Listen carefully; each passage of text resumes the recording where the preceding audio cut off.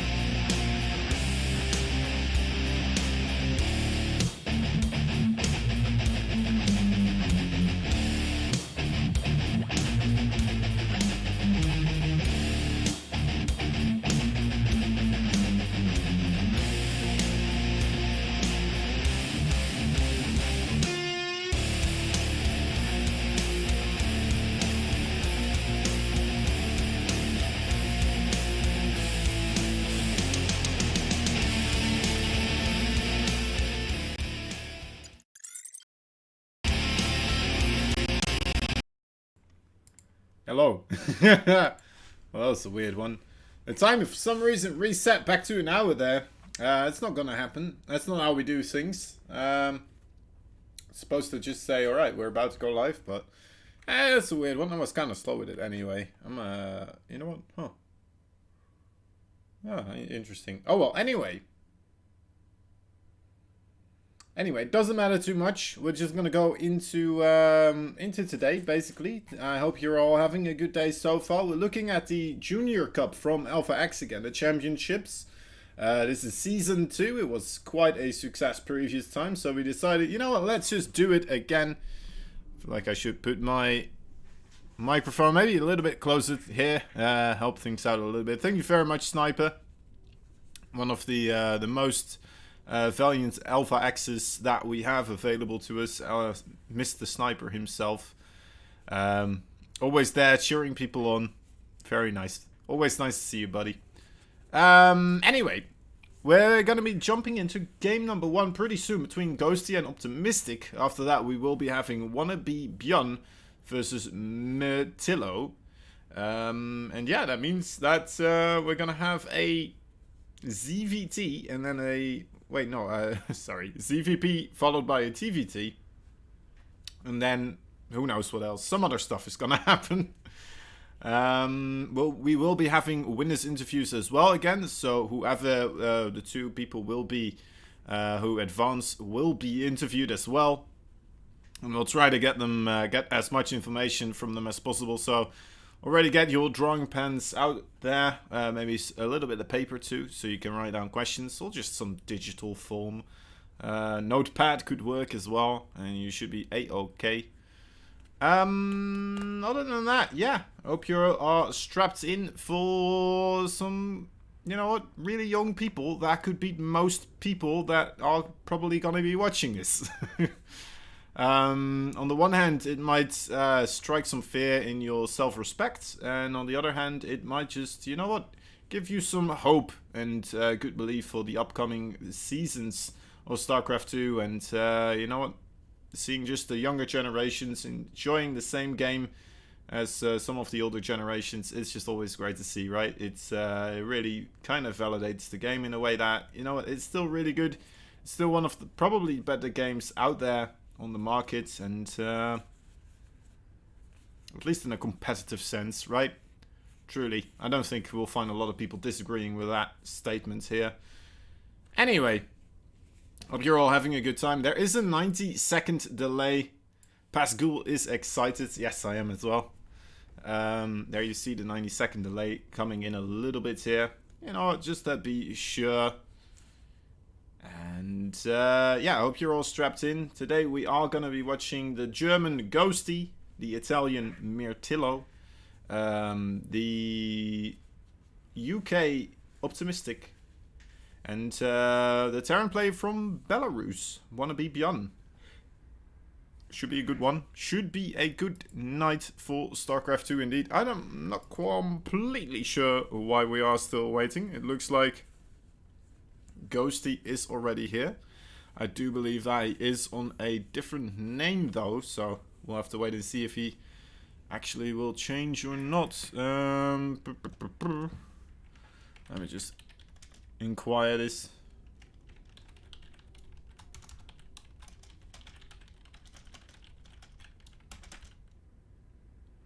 I think it's Ghosty. I'm assuming because his clan is called Patch Zerg. I know that there's this thing going around where a lot of the Terran players from the US and EU have joined this group called the Terran Patch. Patch T? Patch T Patch? Something like that. I'm not completely sure, but yeah, they have been joining this group. A clan, basically, that they've made themselves. Talking about how this is, in fact, of course, a Terran patch, finally. Kind of celebrating it in a way, maybe ridiculing those statements as well at the same time. And, yeah. Some good stuff. Anyway.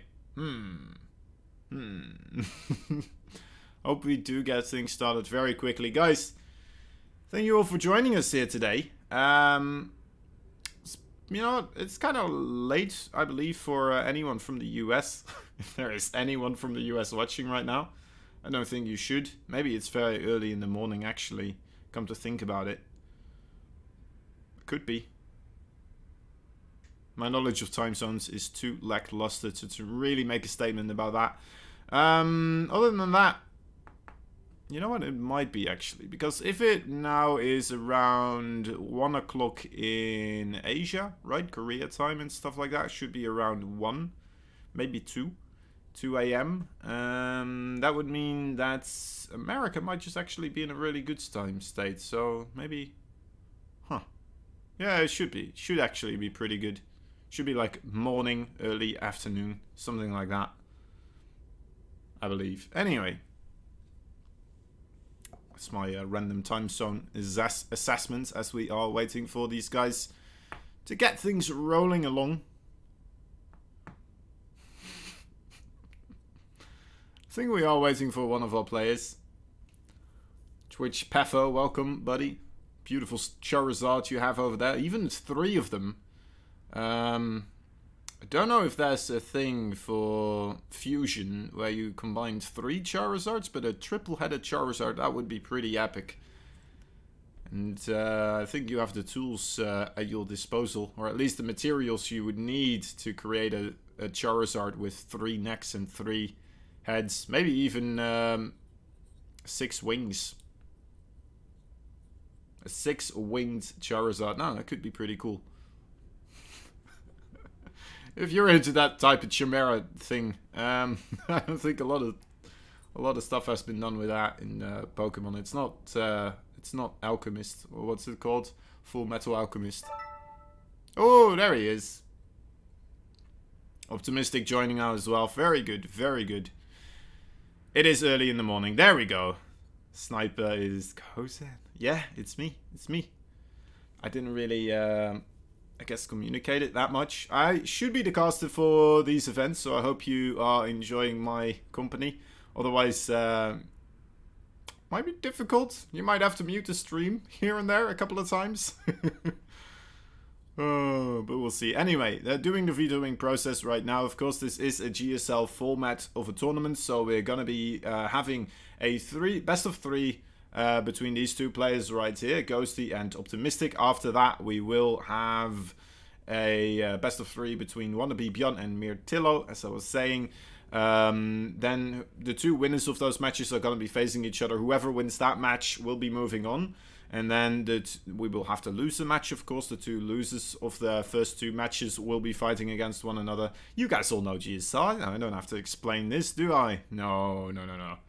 You know, smart people probably know more about tournament formats than I do. I assume. Anyway, looking very likely that we will have a Terran moving on, but that being said, it's not a full guarantee, of course, just because we have twice as many Terrans as any other race right now, or the same amount of Terrans as other races at this group.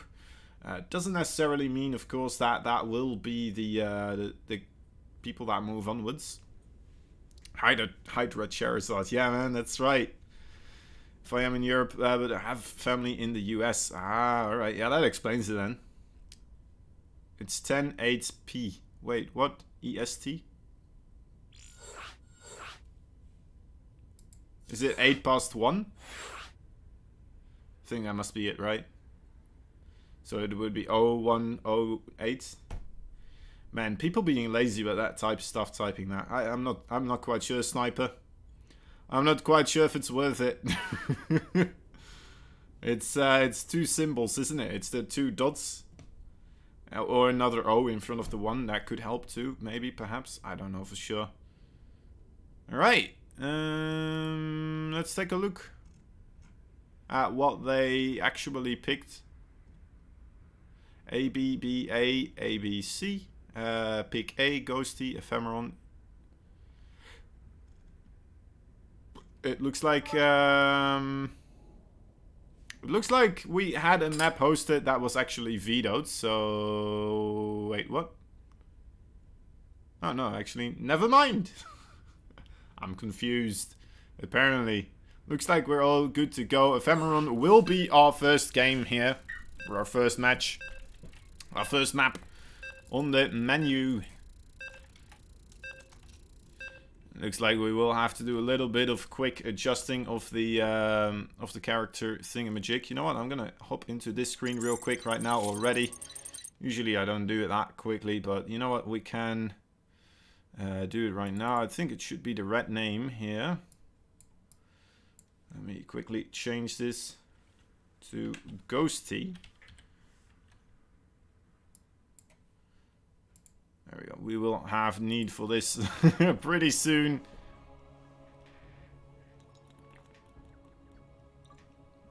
So let's have it ready already.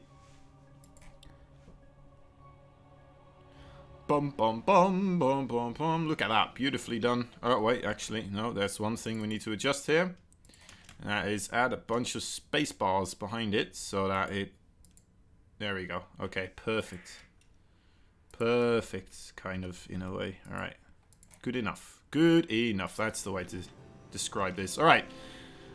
Best of 3 is going to be happening right here. Starting off on Ephemeron. In the bottom right, we have the UK Protoss. He is in the blue color. Bottom right, he is Optimistic. Optimistic. I'm not sure how you're supposed to, how he wants it exactly pronounced, but because it is missing, of course, this single I there in the name. Anyway, in the top left side, we have the one, the only, the red Zerg. Well, he is from Germany. There's a couple of good German Zergs out there so far, but this might be another one. It is Ghosty.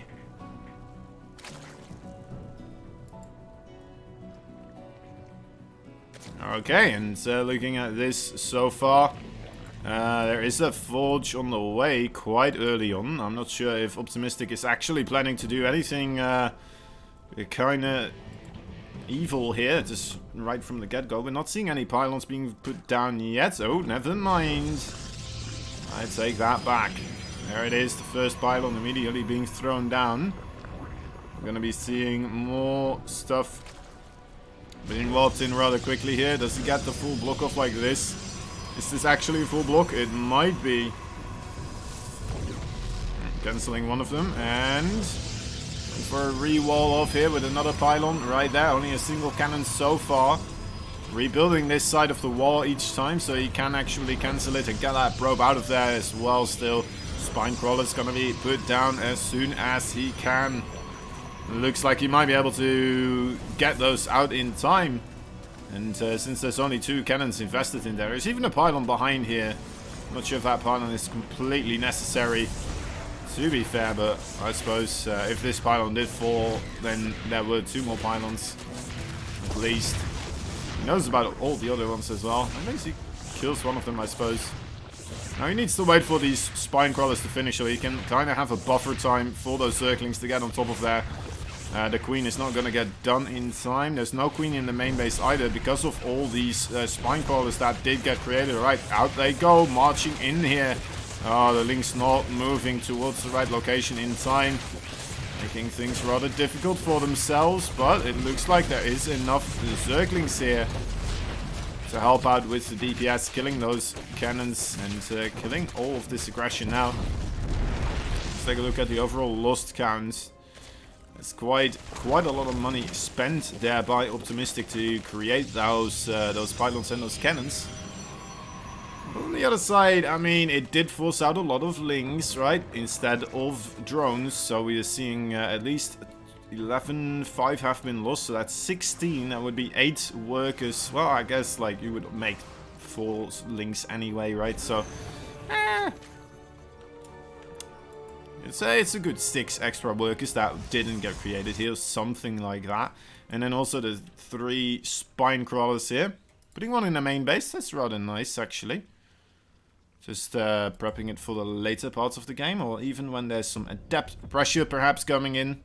It's always going to be useful. This Overlord completely getting a full scout off this base here, even seeing that there wasn't a second gas yet available in that main base. Other than that, it looks like we're going to just be going into a rather standard game here. I say standard, as standard as you can get after an opening like that, I suppose. 3 base Zerg with a Protoss slowly but surely getting well, himself into such a location as well, where he does feel comfortable getting a 3rd base, it seems, so far. Ah, thank you for the raid, Renegade Studios. I very much appreciate it. And good morning to you as well. Alright, so Optimistic going for a singular Phoenix so far, just hunting down some Overlords. Going for the Oracle as well. Looks like Ghosty already fully aware of what was happening here, and not allowing himself to really overextend his Overlords here, immediately pulling all of them backwards. It seems like, yeah, all 5 of them. I really do think he only has 5. Yep, all of them are right over there. And in comes the first bit of, well, follow-up aggression from Optimistic here. The Adept and the Oracle trying to get some work done. Not really finding too much yet. Killing only a couple of links so far. Trying to shade out again, but quick assessment of the situation here from Ghosty. Should be able to deal with this rather quickly. Especially with that spine still there. It's very difficult to make something like that still work. Alright, here is the one Oracle now on the field. And what in the world? We're seeing a fleet beacon off of 2 base here. Coming out of Optimistic. And I'm not sure if that's going to be done in time to help out with the situation that is rushing down his doorway. A second Stargate as well on the way, but I'm not sure if he has the forces really to help out with this situation. Coming down, he's making 3 pylons here. Only a single shield battery. The Phoenix trying his best to help out with this, but 3 Queens quickly make work of that one. It looks like Ghosty is just going to be able to run down the front door. As Optimistic, just, you know what, trying to get into that late game attack a little bit too quickly here. Bit rough, but very nice punish here from Ghosty, seeing the attack that was coming down his front door, and GG is called. Optimistic having to tap out there. A quick 1-0 lead for Ghosty here after a failed cannon rush, of course. We have to remember that as well. Putting Optimistic a little bit behind, so you know what? Maybe that is why he felt like he had to take some chances there. It's always very possible. Let me see, actually, guys. I brought up all the little tweets that we do have made. If you are unaware, we have AlphaX Twitter actually sending out tweets of these of the junior players as well, and lovely little bits of info. So, for example, Optimistic is a 13-year-old British Protoss playing for Alpha X. His father taught him how to play StarCraft 2 when he was 10. He started laddering in spring 2017. Thanks to the Russian caster Alex 007, he reached Master 1 year ago. Facing his ladder anxiety in order to reach GM and to stop giving only 1 point in ladder when he loses to one of his favorite players, Harston. He plays around 500 games each season. For his first participation to the Junior Championship, he has no expectation and hopes he will advance as far as possible and hopefully play and defeat his rival Exo Striker. Well, if he wants to do that, first he has to go through his first opponent right here. Of course, as we can see, they changed... Wait, let me remember what it was. There we go. But he's blue now, so you know what? Typical. Alright, one sec, guys. Oh, the names. Alright, so let's move this one. Actually, I could just keep this here. Switch this. Alright, and now change the name back to Ghosty again. This always happens. It's like trying to make me multitask as well as they are already doing so much stuff. Alright, anyway.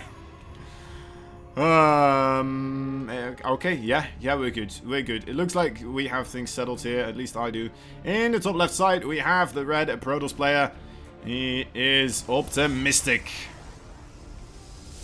I should have figured this out as the loading screen was going on, but I was reading out the little tweet thing we made about Optimistic. In the bottom right side, his opponent right here, 1 point ahead on match points. Can he take the first?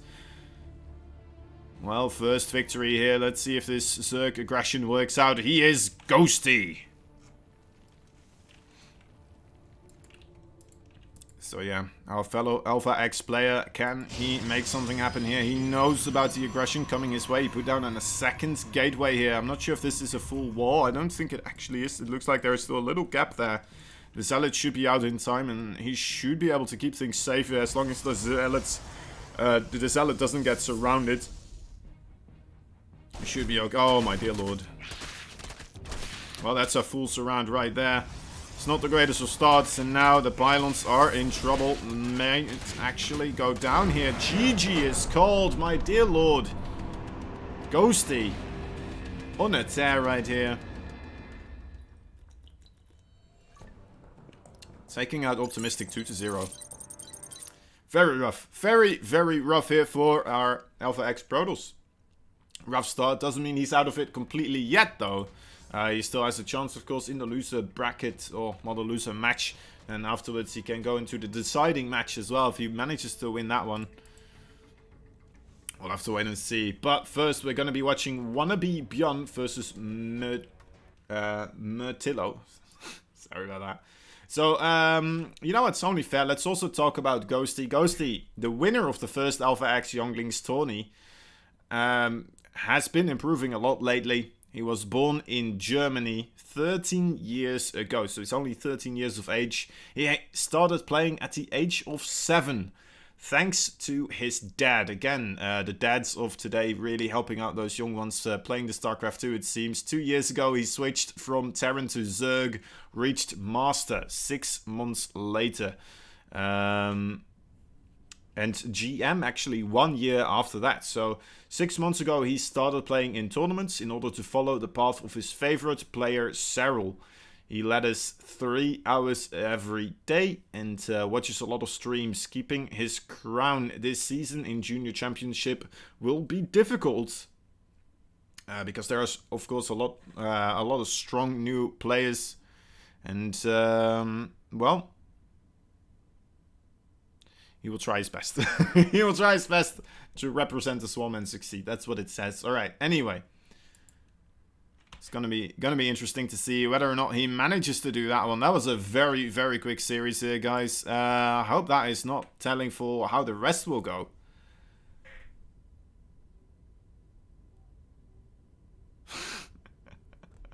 Yep, that was his name. Goes to username Patch Zerg Jin Su.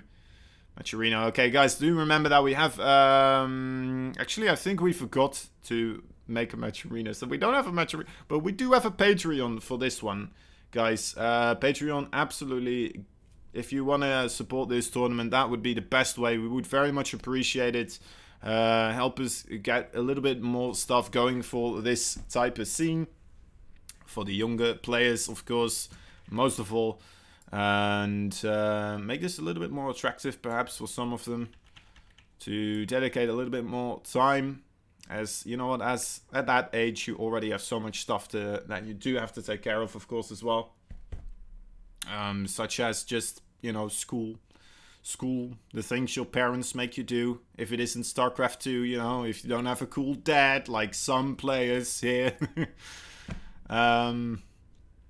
Yeah, so, of course, if you want to support us there is a couple of things you can do. You know what, get some replay packs. You can get the Alpha Pro Series replay packs as well at $5. Or, you know what, even if you want to have your... We've kind of been thinking about how to make it happen, but... you know what, we're gonna be trying to get as much of a thank you screen possible to the people that, you know, get a $10 every month giving to this tournament. I'm not sure if I'm saying that correctly. Anyway, probably not. Doesn't matter too much. Pretty sure it was understood. So it looks like one of our players is in fact, let's see. Somebody's playing ladder. Makes sense. Honestly, I wasn't expecting that game to, or at least that best of 3 to end that quickly either. I know Ghosty is really good. Seeing how he did win the previous time around, but yeah. Cannot put in the code. Yeah. I'm sorry, man. There's no Maturino. I'm sorry, Alessandro. It's cool that you're here, though. Sue is a great player, yeah.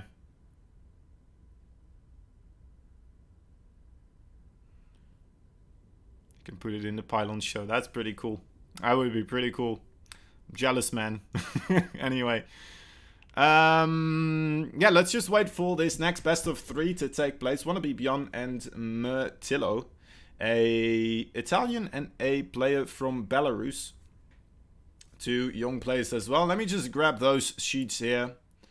Wannabe Beyond is a 12-year-old Russian... Belarusian... Sorry. I'm not reading that correctly. I just said it as well. Belarusian Terran player. Representing Platoon. He first started playing at the age of 5. 5 years old, this kid, when he started playing. And then more seriously when StarCraft 2 became free to play. He tries every race before finally picking Terran. Reaching Master 1 year ago. And obviously a big fan of Bjorn. Hence the name. And he can play up to 80 games a day after his 4th place in group stage last season. He hopes this time he will reach the playoffs and also reach the finals of the tournament. So very excited to see this, you know what, this player played, Wannabe Bjorn. Let's see if he can make a little bit more work happen this time around. And his opponents, let me see, Murtillo. Murtillo is a 15-year-old Italian and Terran player. He's the oldest competitor in the tournament. He's a long-time member of Makers. And he started at the age of 5 also, together with his father. So another cool dad right there, keeping their kids on StarCraft 2. And seriously, he started playing 3 years ago. So in 2017, he reached Master 1 from Diamond 1 in 1 single day. Wow, that's he's gonna have to teach me how to do that one time. Wait, the first time he streamed, when he was 13, he reached Grandmaster. He sometimes stopped playing, but came back in August 2019. His favorite player is Bjorn as well. He is really confident that he will win the Junior Championship this season, even if he does not want to underestimate Exo Striker, the player who scares him the most. So a lot of people here in fear of Exo Striker. Of course, Exo Striker we will be watching at a later point in time. He's not part of Group A. Let me check, actually. He's in Group B, so we will be watching him next Saturday. As he will be facing off, first of all, against Baby Marine. Baby Marine, also a very famous Terran player already. I mean, more so by proxy in a way, but you know what? Still, we're going to have to wait and see if that gift of StarCraft 2 is has anything to do with genetics. Because, of course, Rainer, a very, very strong player. I'm going to have to wait and see there. Goes the best username, yeah. Man, why no, Maturino? I wanted to pay myself. Yeah, I'm sorry, buddy. Sorry, buddy. Which you could do. You could pay yourself through Patreon, but I'm not sure if you should. I'm not even sure how old you're supposed to be to use that type of stuff. Huh. I don't have a clue. Anyway, we're doing the vetoing process right now for these two players. Hope you're all having a good time so far. Just relaxing a little bit here until this one starts up. So, I should start pretty soon. We're just double checking what the first map will be, which one was picked here by our two players.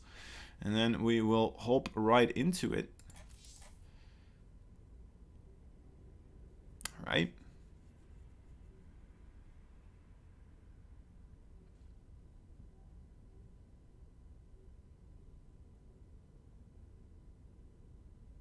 Okay, there we go. So I think they just wanted to check the overall maps available there for a moment. We're gonna start off on World of Sleepers as our first map. That's quite a big map, especially for TVT. I guess for TVT it's a pretty good map. Just because you know, it does become a lot more difficult for that very early game aggression to kind of put the hurt on you. Takes a lot longer, of course, for those Reapers and Hellions to reach your front door. And, well, we're gonna have to wait and see if that is actually going to happen. Then again, because it is such a big map, might be a little bit more difficult for your mech player. Of course, more area to cover makes it more difficult for the player with the less mobile army, of course. But, you know what, mech has been very, very strong recently. And people have been practicing it a lot, so who knows what's gonna happen here. It's up in the air. It's up in the air. And red versus blue, please, in mirror matchup. You know what is nice, though? They both have their own names on their accounts, so... There we go. I don't have to do too much of a fuzz. No, don't worry about it, though, Ghosty. I think it adds to the entire character of just having to do that type of stuff. It's all good. It is all good. Anyway. Game number 1 between these two players. The Italian and the Belarusian. Martillo and wannabe Bjorn. Two Bjorn fans duking it out here. I mean, if they are both Bjorn fans, I'm expecting to just see Mass Reaper versus Mass Reaper here. That's what I'm secretly hoping for. Anyway, let me just quickly deactivate. There we go. Okay, and... Interesting. Interesting.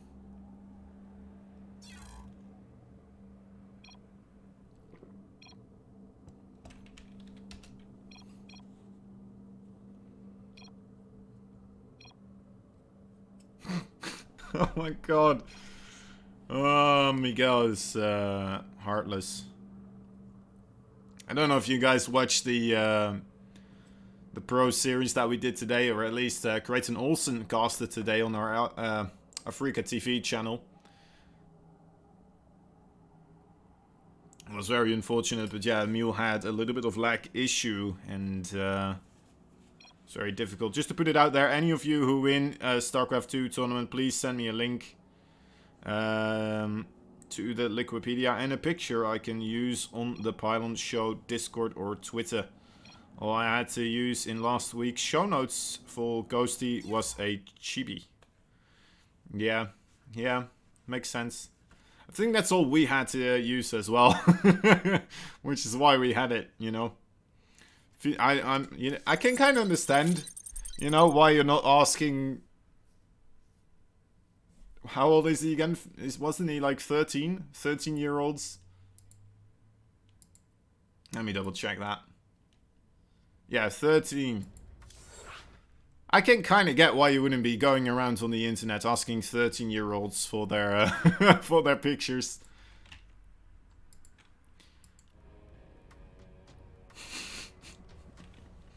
But then again, we do have some of them available for us. It's kind of up to them, right? Can't force anyone. But it would be cool, right? Think about it, man. Your picture already on the Pylon Show. And that means you're already never going to be the least attractive person there because, of course... No. That was kind of mean. Because you're young, at least if you're from the junior championships. You have youth in your skin, which is always very attractive. No. Making this very weird for myself. Anyway. I should probably stop talking here for a moment. Just so I can reset the entire subject. Go, Mitrillo. Yeah, we're restarting it over here. Mitrillo being a bit of an Enki. Doing a bit of an Enki here.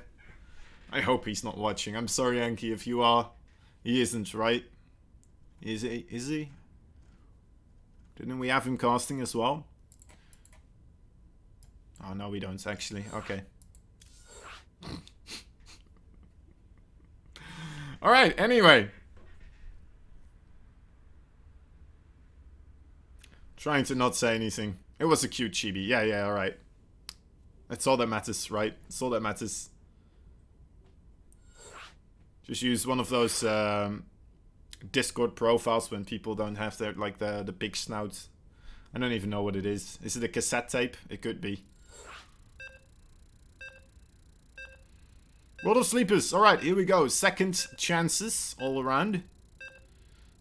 Of course, that isn't gonna count as a victory here for wannabe Björn, unfortunately for him. He wants to do better this time around. I think I do remember that he was a little bit upset about his previous performance. Definitely seemed like he wanted to do a lot better. Just didn't really make it happen, though.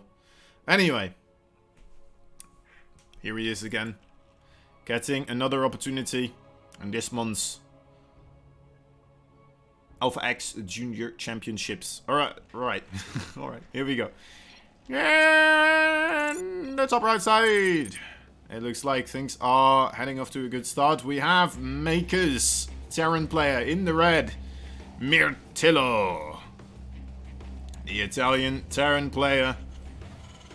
And fighting for Platoon. He is the blue Terran in the bottom left side on the World of Sleepers. And he's the Belarusian player, wannabe Björn.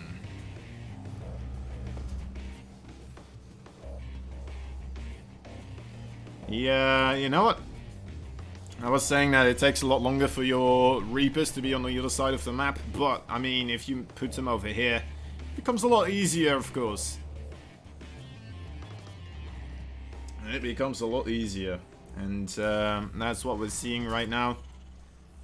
Let's see, as a response, it looks like Mirtillo is going to go for that double gas opening. So it's a rather safe opening so far that we are seeing. Let's hope he manages to kind of keep himself secured, because he is going to go against a triple proxy Rex here, it seems, with the single refinery. So I am kind of wondering, it doesn't look like it is going to be full on Reaper, but a second gas is added on to this though, so it might still be 3 Rex Reaper on the way here. Marcello is adding on the factory right now. So it's going to take a while before those aliens are going to be able to be produced. He's going to have to fight against 2 Reapers right here for a while before he has anything. Perhaps even 3 Reapers. I'm going to have to wait and see. So that 1 Reaper for Matillo. Very important that he does not lose that one. Wants to keep it alive as long as possible. Buy as much time as he can until that Hellion does make his appearance on the field. Cannot let this snowball too much, or else that Hellion isn't going to even be his savior here. And is also going to get knocked down off his pedestal. There he is. Alright, the first one on the way. 3 Reapers now in production at the same time. These 2 Reapers coming in as first of all. Oh, my dear Lord. Martillo moving across the map now with his own Reaper. These 2 Reapers might be able to get a couple of kills already, but, I mean... You know what, it might actually be okay so far for Martello. He does still have that Reaper alive, and now with the Hellion and the 2 Reapers. Actually in a really good spot to hold this. For a moment, I thought I was scared for that Reaper moving across the map, but actually, it just meant that that Reaper would not die before the Hellion was there, so... kind of a little bit of a lucky break that that Reaper wasn't too far yet, and still in the place where... He could come quite easily across the field here. Now those are Reaper numbers, of course, for Wannabe Beyond are gonna only grow here. He cannot afford to lose them though. Doesn't want to lose more of them. Oh, getting really close here. Getting a bit greedy with trying to pick up the kills.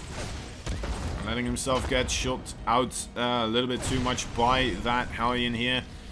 I'm not sure if this is anywhere for, well, salvageable for Wannabe Beyond anymore. The Hellion, a great counter against the Reaper, of course. It does, is a little bit quicker. The AoE very strong as well. And with that second basal from Trillo, yeah, very, very unfortunate.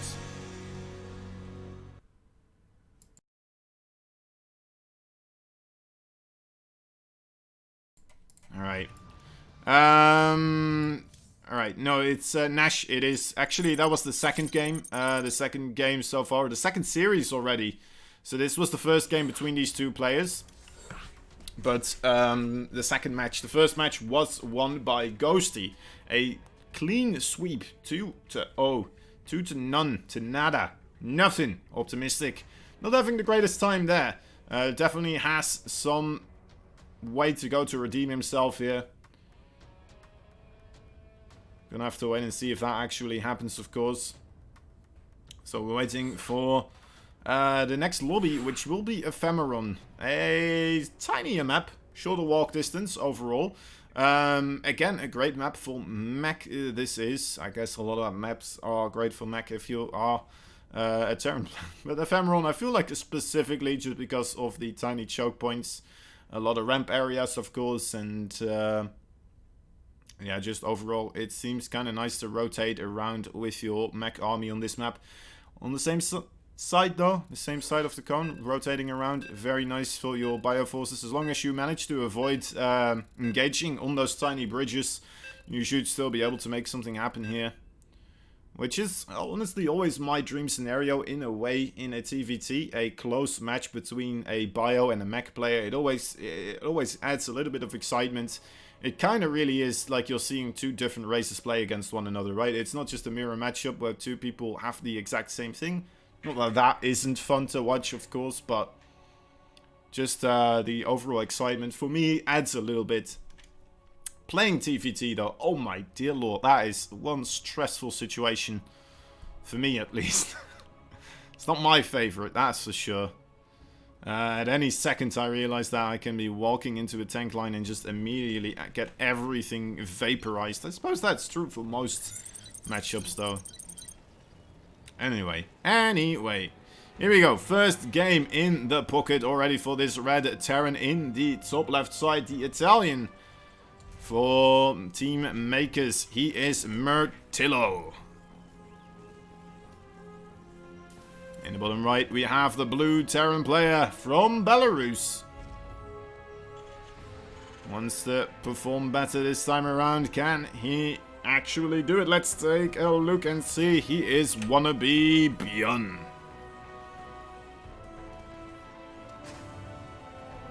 There's a Latin player that won a few tournaments last year, and the only picture of him on the internet is him in a forest with a hat over his face, taken from the moon. Interesting. You know what? Some people just don't like their pictures being taken, alright? Me personally, I don't like my picture being taken. 25 FPS. Now that does appear to be problematic.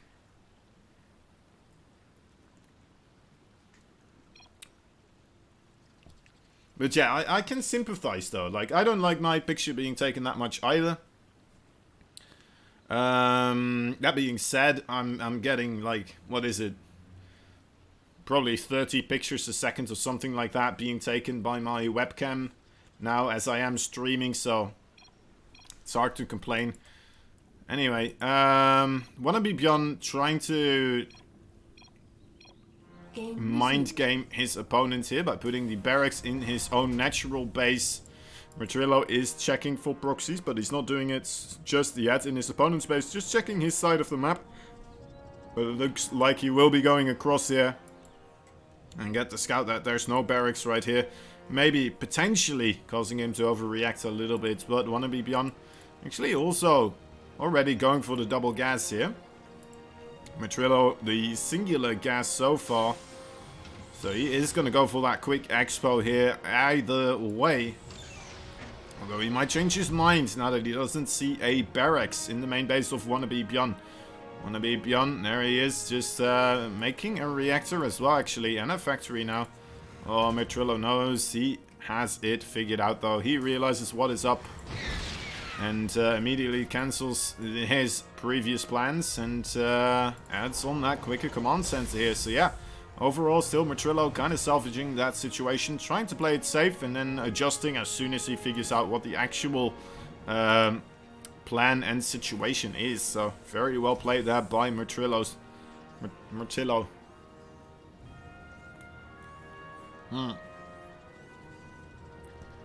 The two Reapers, though, and the Hellion, of course, still could be kind of dangerous in a way. It can still snowball if you don't manage to defend it appropriately. Which can still be rather difficult, of course, especially in those earlier parts. As we can see, only just now the barracks is going to have that reactor available, so there's going to be a short moment where these two Reapers and the Hellion together might have an opportunity to move across the map here.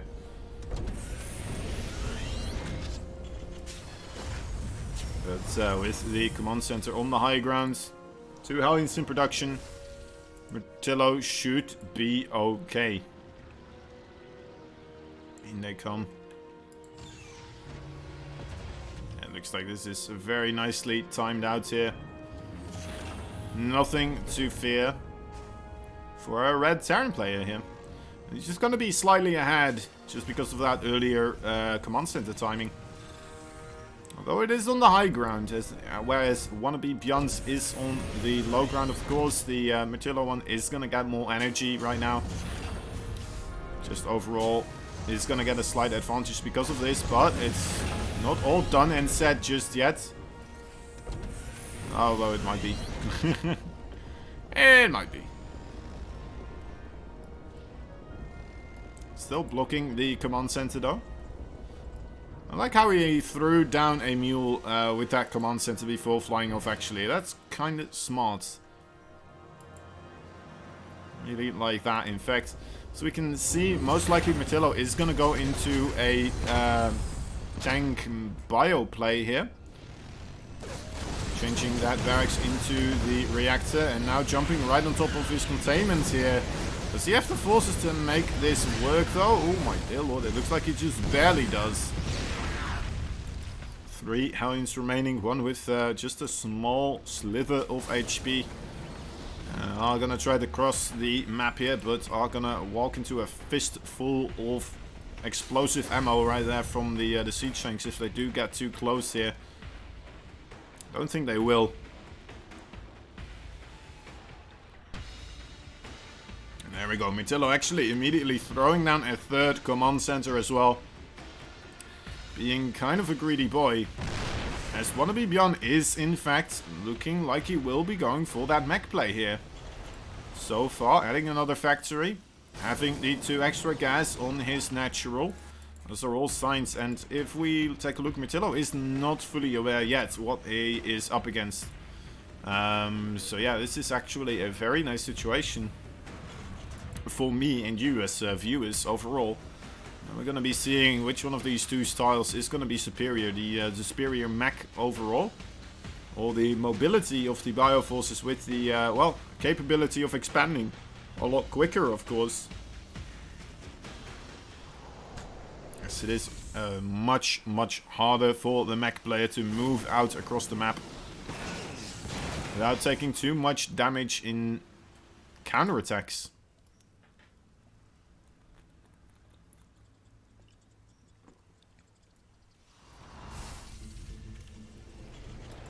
Right. There's the third base. +1/+1 for the bio has started up as well. Overall, Mirtillo still ahead with that economic lead here. So we can see it's not too massive, but I mean, if you keep that rolling nicely, you should be able to cultivate that in a much bigger lead, of course. Especially with that quick early third command center here. Losing a couple of units quite early on. Not the immediate problem just yet, but one good siege tank volley from either of these players can, in fact, of course, cause this game to snowball in either one of these players' their favor. Those Vikings looks like they should be able to kind of kill off the Raven here, but no. Oh my. Siege tank push for Wannabe Beyond actually making some headway so far. Army supply is still kind of equal, but that's a lot of Marines without combat shields. Not gonna be that great against siege tank shots. Oh, moving maybe a little bit too close to that siege tank on the high ground. Gonna be able to wail away. Nice splitting coming down from the Marines. And cleans up this aggression rather nicely. A very good trade here for Mirtillo, I'd say. And yeah, still has more than enough to clean up the reinforcements. Kind of dripping in here. Wannabe Beyond trying to stem the bleeding. Perhaps kill off another couple of Marines. There we go. That's an alright shot.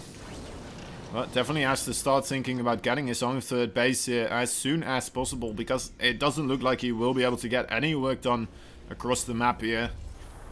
+1/+1 is now done. Well, about to be done as well.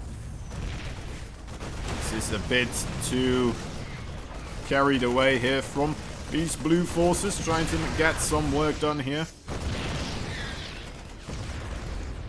I mean, it is in fact very brave, of course, but perhaps a little bit foolish as well, trying to assert your dominance in that way on that third base. It's good that he does know, he's aware that there is a third base. Makes him realize that he has to get something done as well, but without having dealt any damage there, when he did try to do a push, and his third base that much delayed, Wannabe Beyond in a very difficult situation now. As we are seeing a, what looks like could be quite a deadly drop here. Oh my dear lord. Very clean read on the situation there. Seeing, I'm not even sure if he did see those Vikings going into the main base there or not. But going for the siege tanks instead. I mean, as long as he kills off these siege tanks, he should be okay. If he keeps trading equally, which is kind of what he did there, right? He killed 3 siege tanks and then he lost 2 siege tanks, I believe, and perhaps a couple of Marines there, not too much else. Did he lose the medevac as well, actually? Maybe he did. Alright, maybe I was wrong. Maybe that wasn't worth. But anyway. He has more economy, so it doesn't matter too much to him. Look at that. That's quite a big lead he has been having for a while. So he he can be a little bit cost inefficient. And as long as he keeps Wannabe Beyond from getting himself that very strong siege tank count, he will be able to just find more and more spaces in the, well, chinks in the armor here for Wannabe Beyond. Oh my dear lord, the siege tanks weren't sieged up. And Matillo immediately jumping forward on the opportunity. Wannabe Beyond moving out again with siege tanks there, where perhaps it wasn't the right call to do so. And that means Wannabe Beyond moving down into the loser match. And Matillo, congratulations to him, managing to beat back the cheese and then beat back the early game aggression. And yeah, we're gonna go into the winner match right now, I believe. And then we will head on over into the loser match after that. Another 3 best of 3s are on the way here, guys. Do not go anywhere. We also have some interviews for these players. So if you do want to, you know, find out some stuff about these players, make sure to write down your questions. And then the players that do advance, we will actually invite for a little bit of an interview and hear their thoughts on the game, hear their thoughts on the scene, hear their thoughts on whatever you want, honestly. The more questions we get from you guys, the better. And the easier my work gets, right? Anyway. Next vetoing process is going on. Ghosty versus Matillo will be taking place. Ghosty is the top seed here. Winner of previous junior championships as well. So the first one, in fact. So, you know what? A little bit of a special player to us. Will be able to play a couple more times here, as he is only 13 years old, so he definitely can keep coming back to this tournament at least 2 more times. Well, 2 more years, I'm sorry. As it is, of course, a monthly tournament. And because it is a monthly tournament, we do have a Patreon page. If you do feel like, you know what, this is important to the scene, if you think that the scene benefits from tournaments like these, make sure to let us know through Patreon. We would very much appreciate it. Alright. We're just gonna have to wait a little bit here. How are you guys doing? How are you feeling today? What's life like? Now I wait 90 seconds until you realize what I asked.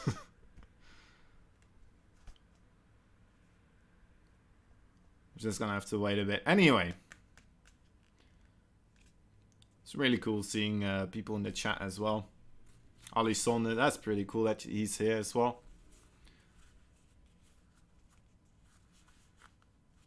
Oh, Ghosty needs to go to the toilet for a moment. All right, fair enough.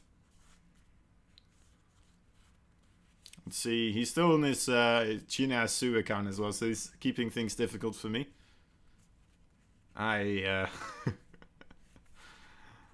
It's just the way it goes, guys. Casters aren't the main priority for the players. The players are the main priority for the casters. It's just how it goes. You're just gonna have to deal with it.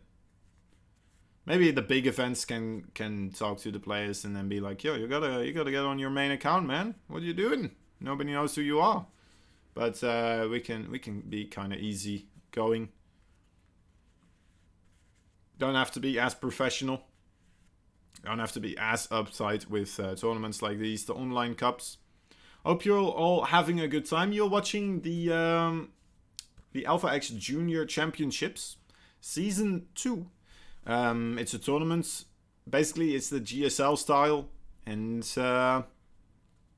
yeah, it's specifically made for players that are 15 years and underneath. So if you feel like that is, you know, something interesting for you, definitely stay around, because that's all we're getting right now. And I'm always very interested in this, right? There's a lot of cool players up and coming. They're very young as well. It's always interesting to kind of hear their story about when they first started playing StarCraft 2. And then, you know, them still being a little bit too young to really play it professionally. But now later on, right, they have been playing for a really long time. But now they've kind of gotten at an age where they can be actually competitive. So you see these professional teams kind of picking them up. Kind of trying to, you know, get them up and coming and pick them up at a young age, right? Because if you do get them at a young age, you help them get into the groove of things, help them get at a point where they will be taking the actual big names in other big tournaments down a level. And you know what, you're going to be solid. It's going to be absolutely amazing. Anyway, all right, let's take a look. We are going to be on the Zen, first of all. Oh! Its main just changed name. Ah. Alright, it's his main account. He just he changed his name to Jinair Su.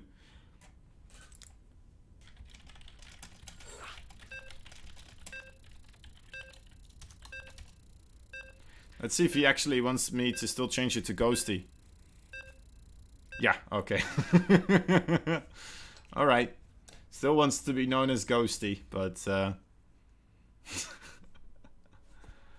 alright. We'll make it happen. We'll make it happen. You know what? Let's check right now. He is the blue color, so I believe that should already be good. Let's activate this again. And let's switch those names around. There we go. We got it fixed. Professional StarCraft 2 production right here. On the bottom left side of the map, we have a blue Zerg. Lovely color for a Zerg, isn't it? Look at that.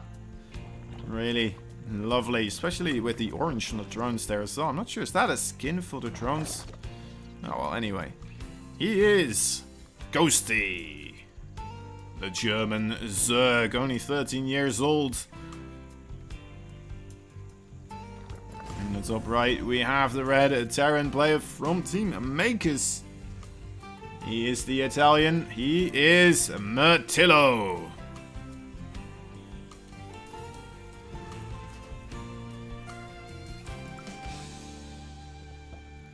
So yeah, both of these players seemed to be quite how do you call this? Seem to have the upper hand in the previous matches that they have had so far, right? They really did have a good grasp on the game. It seemed like it was only a best of 3, so they did only have to win 2 matches. That's fair, right? Maybe in a best of 5, maybe in a best of 9, or even best of 7. Things could have gone differently. But, yeah, taking 2 clean sweeps here by both these players. Absolutely lovely. And we're seeing some Lynx maneuvering themselves on the right side here on the map. Gonna circumvent that SCV scout through this passageway. Even going further down here. Truly ensuring, but oh my dear lord, those 2 Lynx did get discovered though. They did get spotted by that SCV. Did Mirtillo actually scout it out though? He's still making that command center on the low ground. I'm not completely sure if that's the place to do it still. And now with this SCV scouting, he should definitely know pulling it backwards. And yeah, I don't know if he's fully expecting these Lynx to be here that quickly. The Reaper though is here, but that speed upgrade is about to finish. And there's the cancel on both those units. Or both structures, I should say. Oh my dear lord, the Lynx get on top of the supply depot. That could be trouble here for Mirtillo. Mirtillo trying his best to keep these Lynx at bay. He does have them locked into his base though, so it looks like he will be able to clean them up eventually. There is 2 more Lynx right now arriving at the other side of the door. One and Marine here accidentally putting himself on the wrong side of the fence. Locked out of the base, knocking on the door, trying to get back in here. And only 4 SCVs falling so far. Actually only... Wait, how does this work? Game? What? It says 4 here, but it says 3 here. What does it say here? 3. Alright. Go home, Game Heart. You're drunk, it seems. Game Heart. I'm not completely sure what to make of that, but... very odd, very odd. Mirtillo His response is going to be to just add 2 more command centers immediately on top of that high ground. He is getting a factory as well with the reactor, so it does look like he will be going for the Hellion play still after this. Definitely in a bit of trouble here. Ghosty finding damage immediately. A 3rd base is being constructed by him as well. He is just gonna be droning up from this point onwards. It looks like just a couple of links that start dealing with that Reaper 6 link should be more than plenty. Especially with the Queens out as well, of course, and speed already being available. Okay, there is the starport. 2nd gas on the way as well. Tillo wants to get his economy a little bit of a speed boost as well, I suppose. Get himself as quickly as possible back into a reasonable, wealthy setting so he can maneuver himself into a late game scenario. If need be. If need be. Because he is adding a fusion core as well. And I am assuming that is in fact for battle cruisers. Don't really see the quick Liberator range upgrade that much anyway. We're gonna have to wait and see. Anyway, 4 Hellions and a Reaper are available now. I do believe he wants to keep them at home for now. At least keep them at bay until you have that battlecruiser available as well, I'd say, right? As soon as you have that battlecruiser, you can do multi-pronged aggression. Not a real reason to use those Hellions up until that point. Might as well keep them at home to ensure no Ling run-bys will take place up until that point where you will be able to strike 2 locations at a time. Couple of links also, once again, trying to rotate around, figure out what Tillo is up to. Ghosty, his Overlord Scout did get burned to a crisp by, well, I say burned, he got blown up, alright? He got absolutely annihilated by that Viking, and I suppose that is a burn to crisp Zergling though. So yeah, scouting very, very difficult for Ghosty here. He does have a couple of Spore Crawlers now on the field, and he does have a good amount of queens. Actually, how many queens? He has 7 queens. There we go. So he has 5 over here, and then 1 on each of these other bases. Alright, in come the Hellions. They decide that it's time, so most likely we will be seeing that battlecruiser jump in as well at some point here. Let's take a look. There he is. Okay, there's the battlecruiser. Let's take a look at where he jumps to. Right in the middle right here. He's gonna go for the 2nd base so far. The Hellions now just looking for an opening as well at the same time. The Queens are rotating out of here, so yeah, there's just a couple of links available here. Nice positioning actually by Ghosty, ensuring that this is gonna not happen too heavily with, well, nothing's gonna happen too much with those Hellions. Having blocked off his main ramp as well with that Evo chamber, making it very difficult for Matillo to really find a lot of damage here. 3 workers so far going down, that's not too much. And the battlecruiser already quite battered up here. Not that much HP remaining for him. The Queens trying to keep that creep spread going as well. I mean, Matillo is attempting to get rid of that as much as possible, but not really being too successful here. We are going to be having a mech Terran play. It does appear so. 2 more factories are on the way. Yamato cannon as well. So we are going to just be seeing more and more battlecruisers here entering the field. And wow, I'm not sure if this was, if he saw those links running by, but either he knew they were coming or that was the perfect game sense here.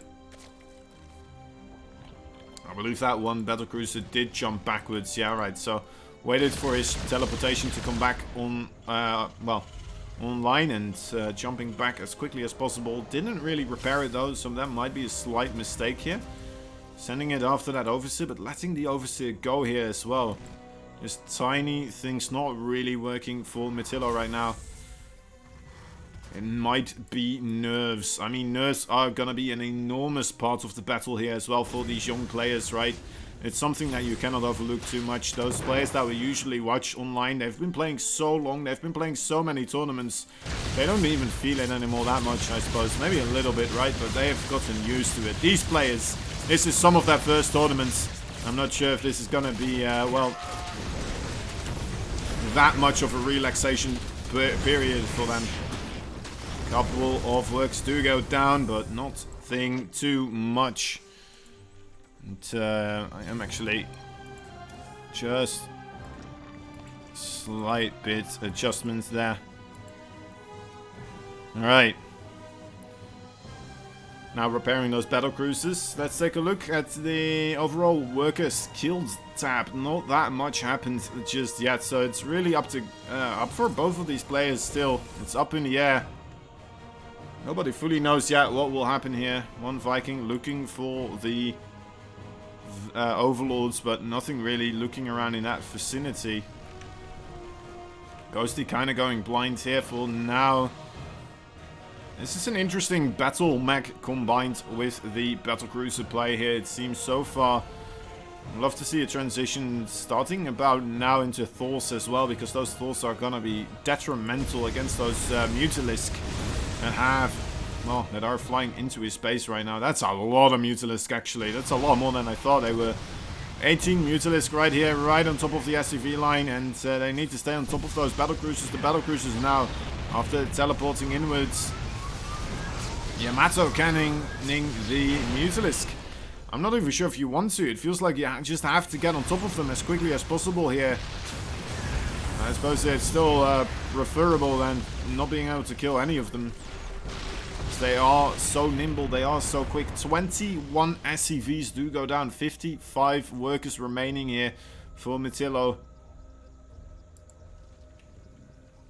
Against 50 or 75 for Ghosty. And Ghosty going in for round number 2.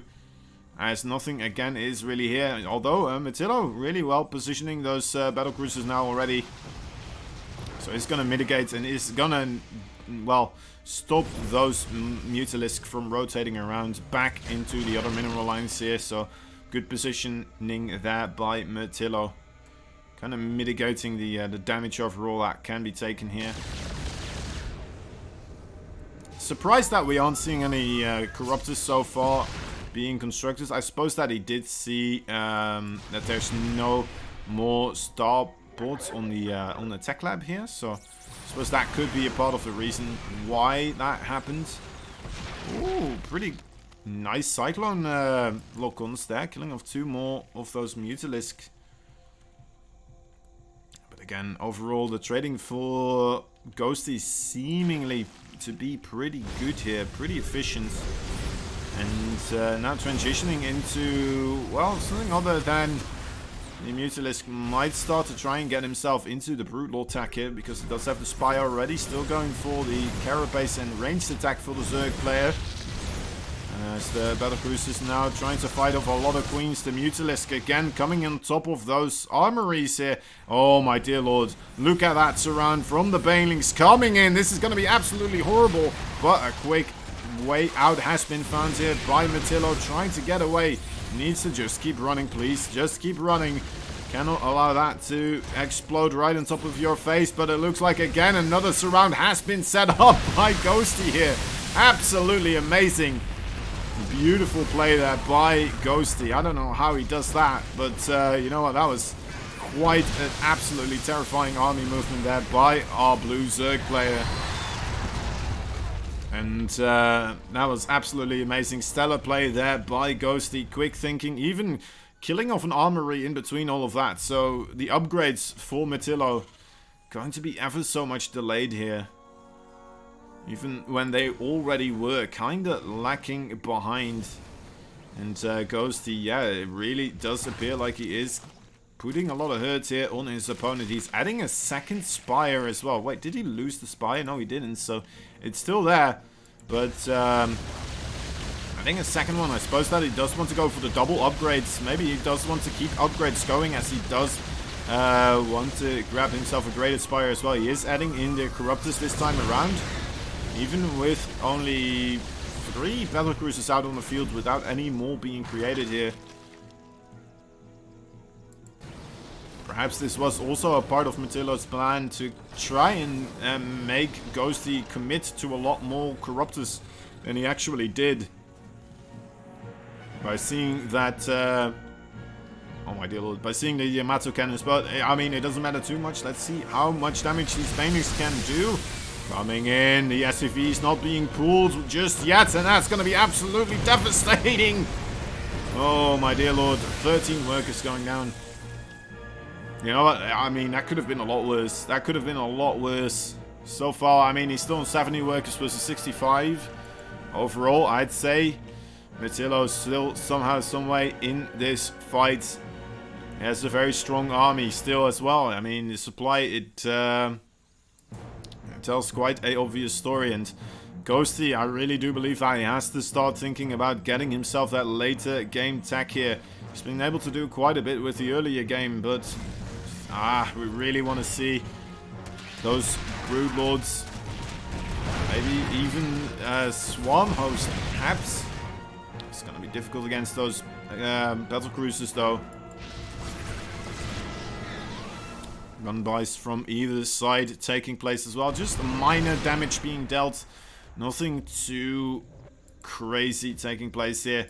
Ghosty also kind of slowing down on the amount of bases that he's taking, right? It feels to me, at least, that he should be able to take more bases as this game is progressing.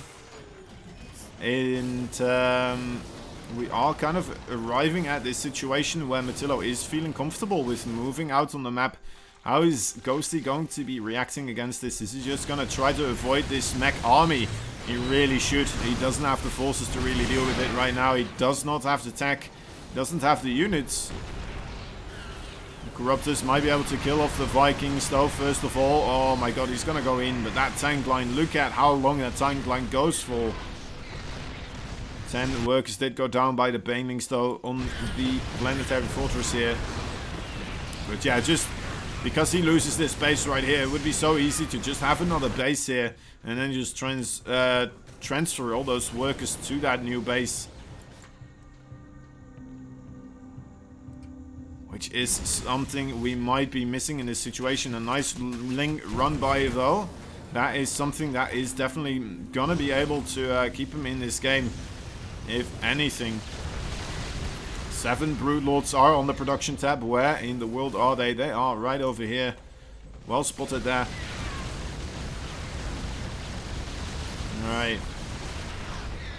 Can we get a clean engagement here for Ghosty? He doesn't have that many Corruptors yet anymore, but he has a good amount of Queens. And those Broodlords, they should be able to do quite a bit of damage on this siege tank line. There's not that much anti-air, and there we go. Finally pushing back the Terran onslaughts right here. And you know what? Again, managing to get a little nice run by here with those Banelings. And Ghosty still managing to hold on for now. He did lose the base though, and he wasn't really expanding that much behind it either, so it's still, you know, a difficult situation for him. It's not impossible for either of these players at this point in time, I'd say, to really either win or lose this game. Still fully up in the air. As we are seeing, let's take a look at the upgrades right here. A very well upgraded army for Ghosty.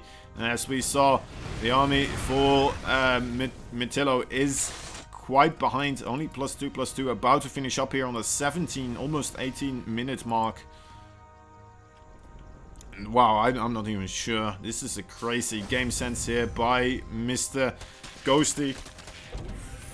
Forcing a lift up there, so that Planetary Fortress not going to be created as quickly as he wants to. Looks like Matilda is trying to get rid of some siege tanks here as well, in favor of going for a more Thor heavy army. He needs to get his anti-air army rolling, and then I'd say Ghosty, he needs to start trying to get a bank going so he can actually send 2 big Zerg armies in a row against this mech army. Because right now he is behind overall on supply. And quite a bit on army supply. Look at that. That's more than 30 army supply difference. Even with Ghosty being so close to being maxed. He has a lot more workers here. Matilda relying on those mules. And here we go. Can this be the moment That's a lot of Thors. It's a lot more dangerous now for the Broodlords. And this is going to be very difficult. Not that much of Infestus or anything else available here for our Zerg player. And the Zerg player trying his best to fight off against the Thors, but I don't think he has the forces. And Metillo actually also feeling very comfortable just teleporting the battlecruisers off to a different location entirely. Oh my dear lord, 2 more Broodlords gonna get picked off here. And that might be the start of the loss coming in here for Ghosty, I assume. Ghosty is trying to scramble up some sort of a force again. The army of Metillo just grew too much in size. It grew too strong. And managed to adapt quite nicely against those Broodlords here. And as we saw, there were no Vipers available. There were no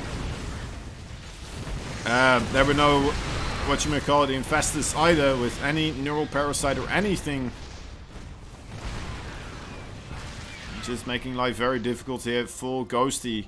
Ghosty, though, I mean, he's still holding on. He's still keeping Metillo at bay.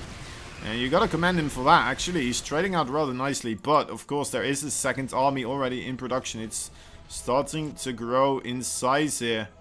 Ghosty is trying to figure out if more and more battlecruisers are being created. He's trying to find them with these corruptors, but oh my dear lord, one of his bases again, another one falls here. A lot of workers falling with it. Now getting on top of those siege tanks though, that is a nice pick. And needs to run away from those Thors. They are ever so deadly. The Selbets are actually in fact gonna take out the I don't even know, the 5th base. I believe it's the 5th base. Yeah, acidic spray should be able to clean up that base there. As more drones do fall though, it looks like Ghosty just barely not going to be able to really make anything work anymore. It seems, I mean, it's 177 supply versus 106. Of course, it's hard for him to really judge the situation, but yeah, the army for Metillo is just growing too rapidly in size. This is a pretty reasonable fight, though. Getting a little bit of value here, but with the bases that he did lose, I'm wondering if it's still gonna be able to fight back into the game here.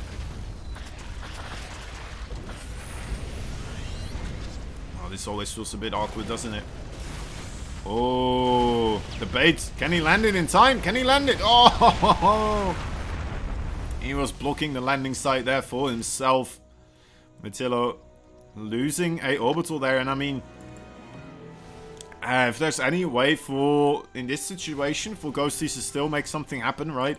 Those are very crucial things to have happen. He needs to stop Metillo from taking new bases. He wants to keep Metillo on these very low economy bases, right? He has just a couple of mineral patches left. Not that much anymore. And there we go, another one. If he manages to get this one as well, that would be absolutely massive. He will be able to do it. So, but, oh my dear lord, he needs to stop this army as well. And that is kind of an incredibly scary army here.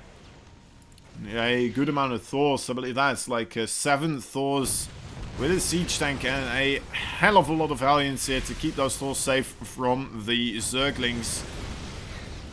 And imagine a fungal growth on those Hellions right here, and then Biles just dropping down on top of them. That could be kind of nice, but unfortunately I don't think that's what we're going to be seeing here.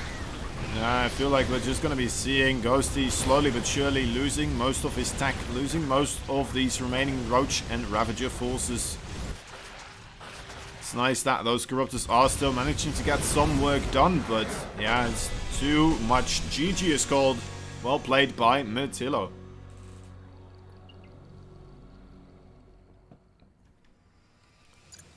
First game going to our Belarusian player here, the Terran player, I'm sorry, the Italian. He's from Italy. My bad. The Italian player, the Terran, Metillo, coming in hot and coming in strong so far, taking a game against the previous champion of the Junior Championships.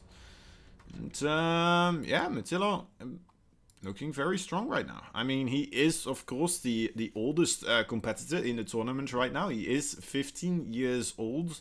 But, I mean, he did start playing StarCraft 2 at the age of 5. So, Matillo, who knows, he might be able to get something to work here. A very cool guy indeed. Yeah. Let's see. Let's see if anything else can happen here. Can he make a comeback? He had a very strong early game, let's be fair. He just didn't manage to really tie the noose around the neck of his opponent here in time. And Matillo manages to find himself a comeback situation using the efficiency of the mech army. As Ghosty unfortunately didn't have the units that he needed to really combat that force. It's a very difficult army actually to engage as well, right? It is incredibly tough because it's just very beefy and it packs a real punch.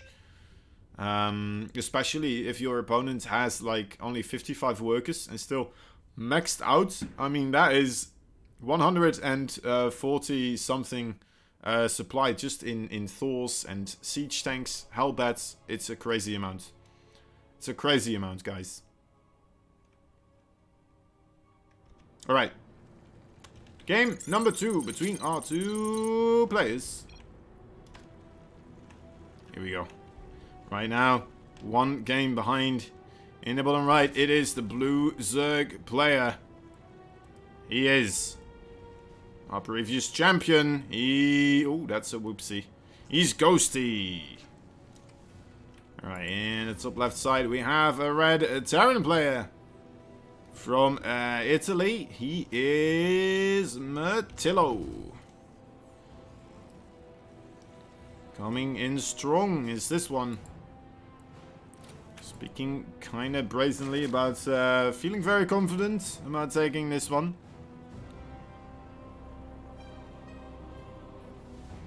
Feels like he will be victorious. Will he though? That's the question, of course. Is he going to be able to take this one? Alright, I mean... Is he going to go for a command center first? Wow, this is not something you see every day anymore. Takes kind of a lot of confidence to go for that command center first, and that's what we're seeing right here. I mean, especially if you remember correctly, the previous time around we saw Mr. Ghosty going for a very quick pull, a very quick speed as well, cancelling that command center on the low ground. And Matillo is just gonna go for the command center first. He doesn't care. He doesn't care. This kid has so much confidence. He can just... He could fill up a skyscraper with it right now, it feels like. Anyway. Extractor has been created, so spawning pool as well. It doesn't feel like there's going to be too much of an opportunity for Ghosty to really jump on top of Matillo, as Matillo is adding on 3 barracks right after the command center, so going up to 3 barracks in total. His gas shortly following as well. That's going to be a lot of marine production right here available for our red Terran player. Might be a little bit susceptible still though against any sort of bailing technology or something like that. But then again, I mean, he's proven himself quite capable of pretty reasonable micros, so we're gonna have to wait and see. SCV looking around. Matillo, just if he takes this one as well that convincingly, we might have a player that people will have to watch out for. That's not Axo Striker, in fact.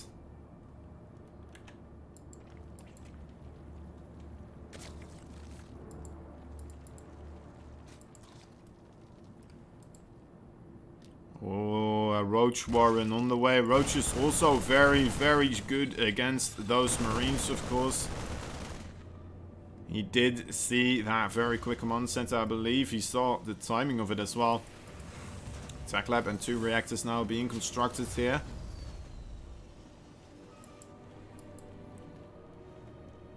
This is something I've seen Zippy the Fly do a lot as well, actually, I believe. Was it Zippy the Fly? I think it was. Might be completely wrong. It might be a different Terran, but yeah, another Terran I've been seen doing this. Let's get a lot of Marines. Get the +1, get the stim pack, and then get yourself 2 medevacs filled up as well. Look at that. Not revealing the amount of Marines here either. He wants to keep them hidden. Oh, does kind of reveal them there for a short period of time though.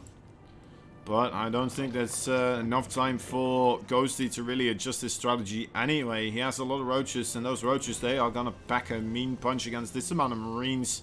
Especially because the Marines, they don't have stim pack yet. Stim pack, no combat shield, nothing really to deal with this amount of roaches. The Ravagers as well, gonna be joining in here. 2 Ravagers on the menu, 3 in fact. Is gonna be anything more? Oh wow, even behind this he's adding on drones in fact, so not completely all in, but definitely wants to force this command center to be lifted up and move towards the high ground again. Wants to kill himself a couple of SCVs as well, perhaps. In come the Biles. Ah, where do they go? On top of the supply depots, alright. It's reasonable, it's reasonable. Adding in with the Overlords here, flying him over, very smart. Gonna be using that one for high ground vision. It's going to make it more easy for him, of course, to start dealing damage to those supply depots. And that could be quite a big supply block, actually, for Matillo here. This is absolutely horrible. You do not want to be facing against roaches with this amount of Marines, especially without stim pack. Alright, does have high ground vision here. And there we go. There's the Biles. Wants to take out his supply depot. That would be absolutely massive. Oh, there it goes. Boom goes the dynamite. Yeah. Supply depot with the extra supply called in on top of it as well. Being taken out rather quickly. Another supply depot is gonna fall. So that's gonna be an absolutely incredibly long supply block here for Matillo.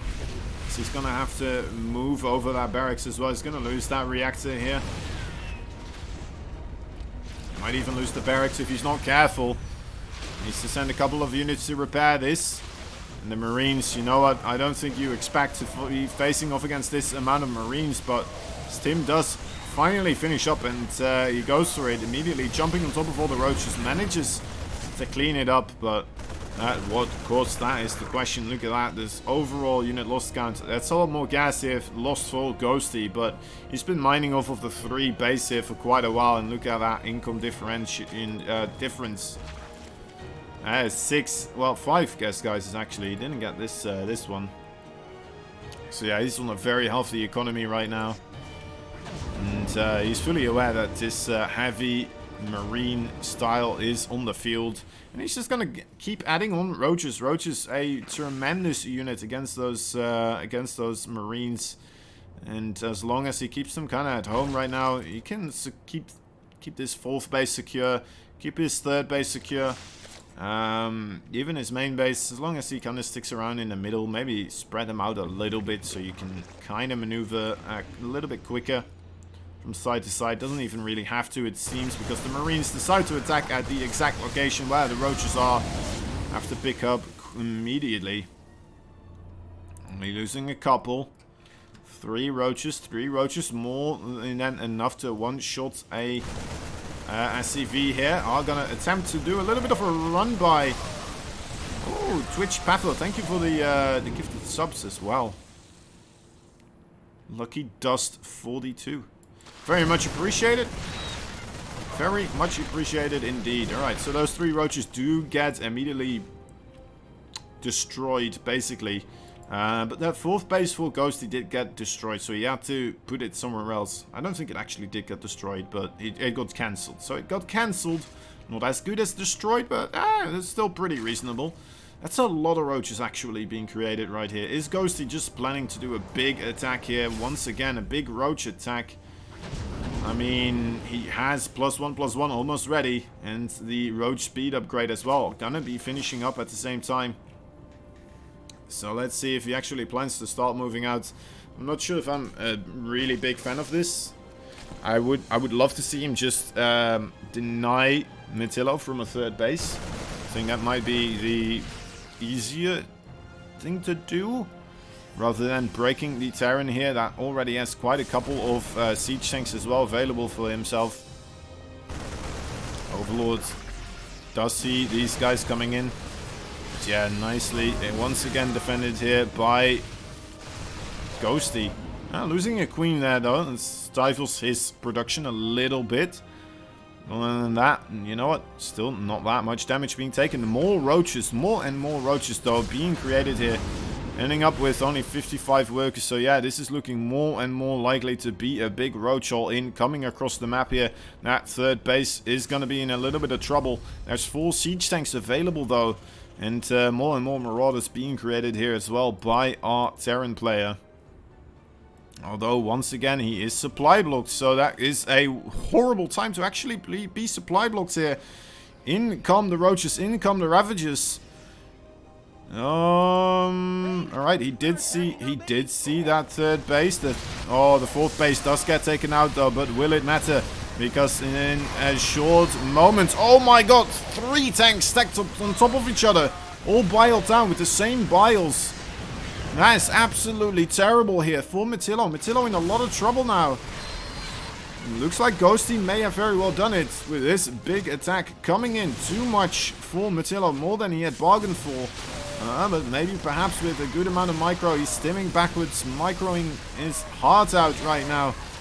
31 workers though did already go down. I'm not sure if this is any position that he can recover from. He's trying his best to micro his marauders back into the medevac, mitigate the damage that way. He cleaned up that attack, but he's gonna have to lift up his command center at the third. And that's 43 workers being killed off here. 43 workers. That's an incredible amount. Now he does have another siege tank to secure that second base, and he did keep his opponents from making himself a fourth base, but it looks like he's gonna have to lift up once again. And now, oh my god, without the bio there, the siege tank is out in the open. And very, very well played there by Mr. Ghosty, tying up the series. So finally, we have a bit of a series on our hands. No 2-0 so far in this one. Matillo did go for the bio style this time around, together combined with the siege tanks. Didn't work out for him, unfortunately. Got a little bit destroyed by roaches, especially with those marines. It's a tactic that I absolutely love to use myself as well. Just getting a lot of marines and then just kind of coming in with a big stimmed ball of marines before that actually happens. Yeah, those 3 tanks getting biled down as well. That was absolutely humongous. That was as big as they come. Not much else to really say about that. Alright. Lovely stuff, lovely stuff. So, we have a series on our hands. Will we be seeing game number 3 going in favor for Matillo or in favor for Ghosty? Whoever will be victorious here, we will be going into a interview with for a short period of time. So do make sure to prep your questions for either of these players. Still a little bit unsure which one it will be, but yeah, I need to come up with a couple of questions as well, actually, myself. What are good questions? It's always I think that's the right question for myself right now. It's easier to ask myself questions rather than other players. Anyway. Yeah, game number 3. Let's see what happens. Let's see what happens. What's gonna happen? I don't know. In the top left side, we have a blue Zerg. He is Ghosty. His opponent, bottom right, a red Terran player. The Italian, he is Matillo. From Team Makers, in fact. Look at that, guys. He is 15 years old. He's the oldest player in the tournament, Matillo. Ghosty, previous champion, only 13 years old. Now, 2-year difference, it doesn't sound like much, but if you're at this age, I'd say that it is quite a bit, actually. Not only the 2 years that you've been playing StarCraft 2, but also those 2 years overall, right? I really believe that only at a certain point in adulthood, basically, right? If you're too much of a kid, you're not gonna be good at StarCraft 2. Is what I'm trying to say, right? If you're not disciplined enough, if you're not logically thinking about your decision making and all that type of stuff enough, it's not gonna work out for you. It's just not, right? That's my problem as well. Every time, I'm an idiot. That's the problem with me. And yeah, you know what? StarCraft, because of that, is just a very difficult game for me. Anyway, these kids, you know, they are just maturing up to a point, and then, you know, that point probably not that long ago, and ever since then, they've been playing StarCraft 2 at a pretty competitive level. So the thing is, those 2 years at that age, right, is, I'd say, very much, quite a lot of extra experience, unless somebody's just doing a lot more of StarCraft 2. So the links did get scouted out. The command center once again on the low ground. A little bit of a deja vu here. Very quick though with that command center back on top of that high ground. 4 links only getting in this time though. Not as many. But still though, very dangerous situation here. The links attacking the wrong supply depot there for a moment. Going to the wrong one. It does appear like the repair is going to be more than enough here. It was quite kind of a scary situation there for Matillo, but Matillo staying calm, keeping his head cool, and pushing back this aggression. Very lovely stuff indeed. Reaper jumping up and down, being a bit indecisive here.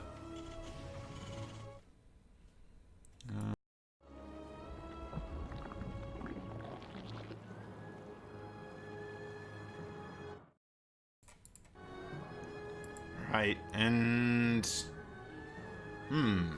what else can we say? What else can we say? I mean, I'm not quite sure. I'm not quite sure what we should say. There's a big roach warren on the way. I mean, if it works, why fix it, right? If it works, why fix it? Here we go. Another big roach attack coming in, and it looks like we're going to be seeing Hellions and Vikings trying to fight this one off. Now, to be fair, before in my TVC lifetime, I myself never made this work, but I've seen other people make it work. Hellions fighting off roaches, and doing it so with what seems to be quite a lot of ease. Oh my god, the SCV might be able to see those roaches though. No, the links are going to be able to intercept it before that happens. So still a little bit in the blind here is Matillo, and moving those Hellions down onto the low ground. It's a dangerous situation. So one of the ways that you can in fact kill those roaches with the Hellions is by maximizing your AoE damage. You need to maximize that AoE damage as much as possible using your buildings and using a ramp. And then, only then, you might just have a little bit of a chance here to actually hold against something like this. So this ramp over here isn't going to be the place where you're going to be able to hold off these roaches, because they are going to be able to spread out like this exactly. And you know what, there are only 4 roaches though, so maybe actually nothing too bad just yet. He is just forcing the lift up here and checking the high ground here as well, seeing that there is a barracks with the tech lab. Doesn't see the tech lab producing though. I'm not sure if he's paying attention to that. He does see the starport with the tech lab as well, so he should be able to see that he needs to make a spore crawler or 2. Maybe add a couple of queens. He moved out of this location maybe a little bit too quickly in my opinion. Maybe he was expecting a battlecruiser to appear, so that could be a good assessment from him to not be there anymore, because that would mean he would be, you know, be shot at all the way back towards his base. We're still not seeing any type of spore crawlers being created though. I guess he didn't see the cloak upgrade being researched there, but even then still I feel like, oh man, I hope it's gonna be okay. Okay, now he adds the spore crawlers, so maybe a little bit too slow, but you know what, the Banshee though, not really looking for the main base or the natural base. So it looks like he will be okay with this situation so far. It's going to work out for him.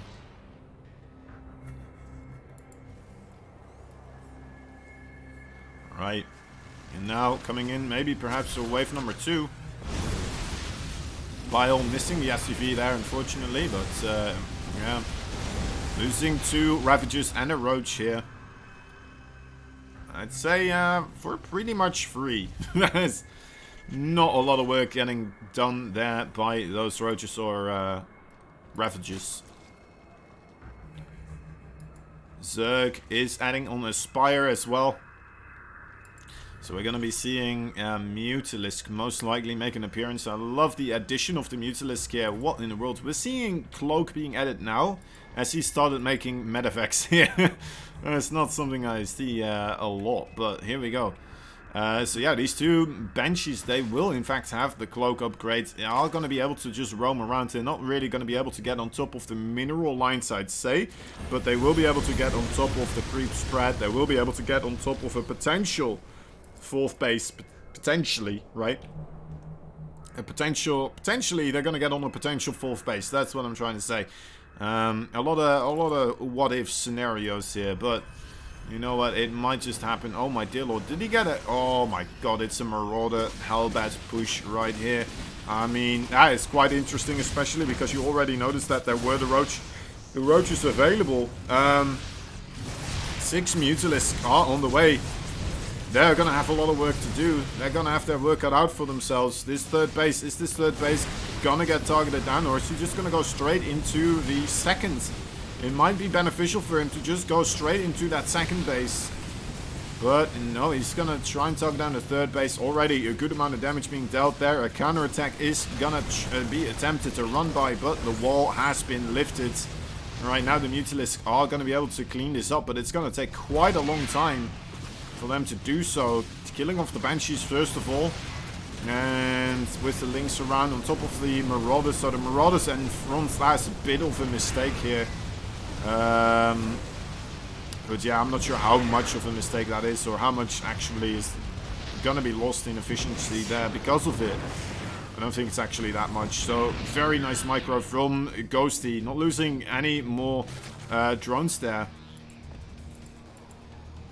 Having a link on that 3rd base as well. I don't think... Is there... Okay, yeah, there is a 3rd base command center here. So, Metello, you know what? I wasn't...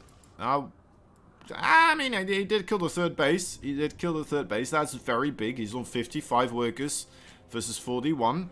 As long as these Mutalisks don't do too much damage, he's going to be in a good position here.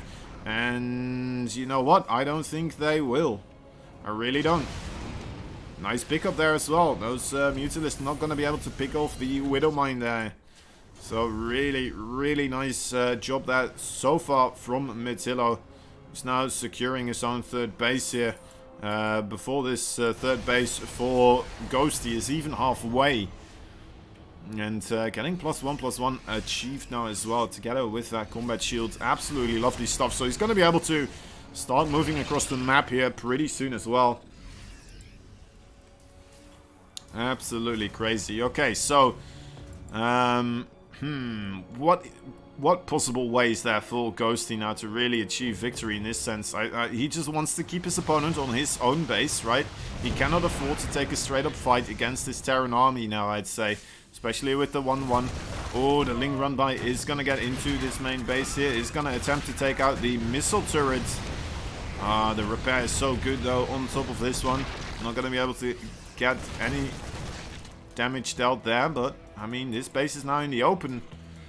There's no sense of a new missile turret being thrown down there just yet, but I'm not even sure if he feels comfortable with moving across the map there.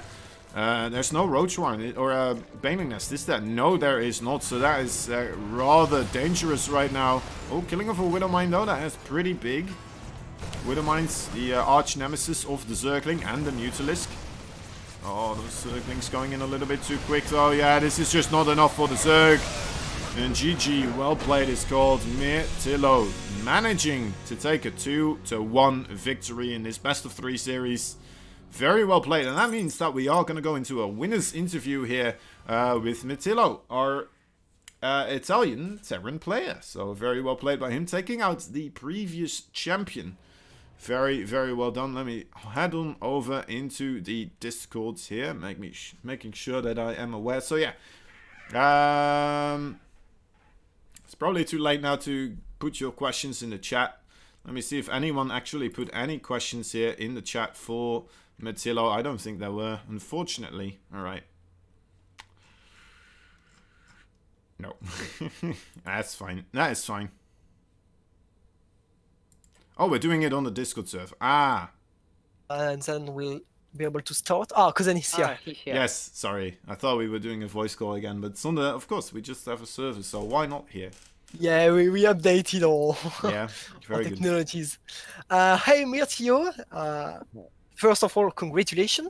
You qualified through the Open Qualifier, and then you finished first of your group here on the Group A, which was a really tough group, with Ghosty being the winner of last season. How was the match against Ghosty? How did you feel? You said on your when I asked you the question that only Exo Striker was scary for you on the this tournament. Do you still think Ghosty will not be an issue if he qualifies on the playoff? Yeah, I'm pretty fine, and the match against Ghosty was pretty fine too. I was pretty confident that I will win 2-0. I dropped one match because yeah, I got all in a free basis 60 drawn, and that's an issue because I lost 3 tanks from Biles. And yeah, I'm pretty confident that I can even win it. I have some problem against Protoss, but I think it'll be okay. Okay. So it's the first time you're here on the interview. You were not invited on the last event. So can you present yourself, like your age, where do you come from, since when do you play, etc.? Yeah, sure, no problem. Okay, so I'm 15. I'm from Romania, but actually I'm living in Italy. First time I played StarCraft was at the age of 5, but I started playing serious like at the age of 14, stopping a lot of time. And the last time I re-get into the game, it was in August, and from then I play with regularity, and I try to play like about 3-4 hours a day, laddering a little bit. The highest MMR I ever get, it was 5950. And now I'm trying to take 6K. I think there is nothing more to say. I think I'm pretty confident to win this tournament, and yeah. Okay. Well, if you're so confident, I have still a question for you. So you might have seen the players on the Group B. So there is Exo Striker, Arrow-Fire, Baby Marine, and Cuckoo. Who would you not like to confront in semifinals if you can?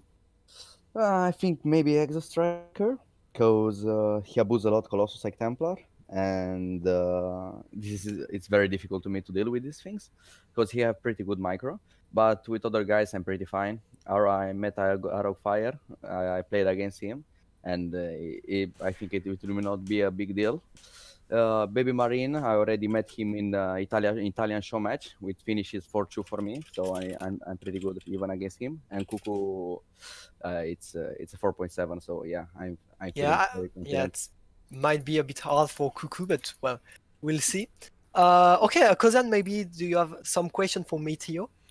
Yes. Is StarCraft 2 your first RTS game? Do you have any other RTS experience, or? Yeah, I play a little bit of Age of Empire 3, and it was pretty fine, like the campaign when I was 11. Nothing more. I play some first-person shooter, and I played some Counter-Strike and Heroes of the Storm. All right. So do you still play those other games right now, or are you focusing mainly on StarCraft 2 right now, or? No, I'm playing other games like Heroes at the moment. But yeah, like half or 1 hour a day when I get bored. All right. It's a random Twitch chat question as well. If you like blueberries, apparently. Of course, I like them. Yes. All right.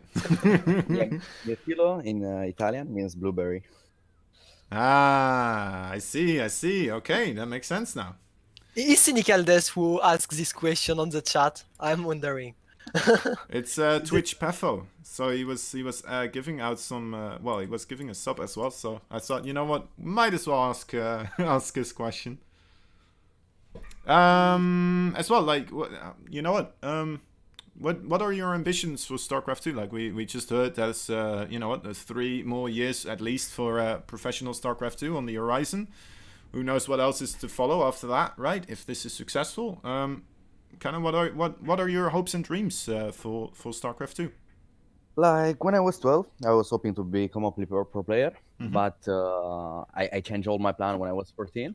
And right now I'm playing like hobby. Yeah, if I improve, that will be good. Maybe I will try to go above. But Yeah. if nothing happens, it's still fine. I'm not very ambitious to go like to go to the top. All right. Like I treat it more like an hobby, not like a profession or maybe a work someday. Okay. Oh yeah, maybe Fireplay, you have some question maybe about the games also. Of course, in the first game, uh, you did maybe lucky scan, but is it was a misclick or just you feel it? Wait, This scan against was Go. you discovered a huge bending run buys, which was currently product. So Wait, against Ghosty. yes, Okay, can you repeat the question? I did not understand. you scan a huge run by of bendings from Yeah, Ghosty, but yeah. is it was lucky or just you feel it? Yeah, it happened that I make like a random scan sometimes. That if I'm not very confident of my position with tanks or maybe with my Cyclone and Alien, I scan to maybe don't get blasted and surround. So yeah, I think it was pretty lucky. Okay, I don't have any more question. Okay, Kozan, do you have any question? Well, I read in the Twitter thing that you like your favorite player is Beyond. Um, Yeah, I now, think like he is the best and like the better player that was in the history. yeah. Like I don't like much Mario innovation. Yeah, I was Okay. watching a little bit of Mario and a little bit of time. I like them a Hmm. little bit, but yeah, they're not even near Bian's skill. Bian was really good. Yeah. Like you're looking at his clip, at his stream, and you're like, wow, what the fuck is this? Okay. It Okay. was impossible. Like he was a literally god. So, are there any current Terrans playing right now that you kind of, I don't know, look up to, try to copy builds from, or something like that? Mm, I'm looking a little bit of Bolt, but I'm not like copying his build. I copy some Maru build, Hmm. but I think that's it. I'm watching a lot of Cure stream and Cure VOD because I Yeah. like his playstyle a lot. But none of them is really interesting. Yeah, maybe Cure a little bit, Okay. but that's it. And Even then, Utara is pretty good. okay, okay. And then another question from Alessander from chat. Is there a local scene in your area that you can talk to as well about StarCraft? No, there aren't much people in my area that play StarCraft, but I talk a lot with my teammates. All right. Makes sense. Makes sense. All right. Okay. Miguel? Last question maybe. Well, you obviously both all of you here on the tournament, but maybe you especially because you reached almost 6K already. Young player who succeeded to become good at the game, right? And I'm wondering if you have maybe advice for some people who could be on our streams right now and who are young players who are trying to improve at StarCraft 2. Do you have any advice? How did you become that good to the game? Yeah, tryharding is a best option, and learning the build at perfect order, perfect timing. You just have to train a lot and to practice your build order perfect. I think if you are like Diamond or Platinum, you have to choose a build order for every race, like for every matchup, and you have to train it a lot. Only one build order for matchup, not more. You have to improve that only build order per matchup perfectly, and after this, you can got master pretty easy.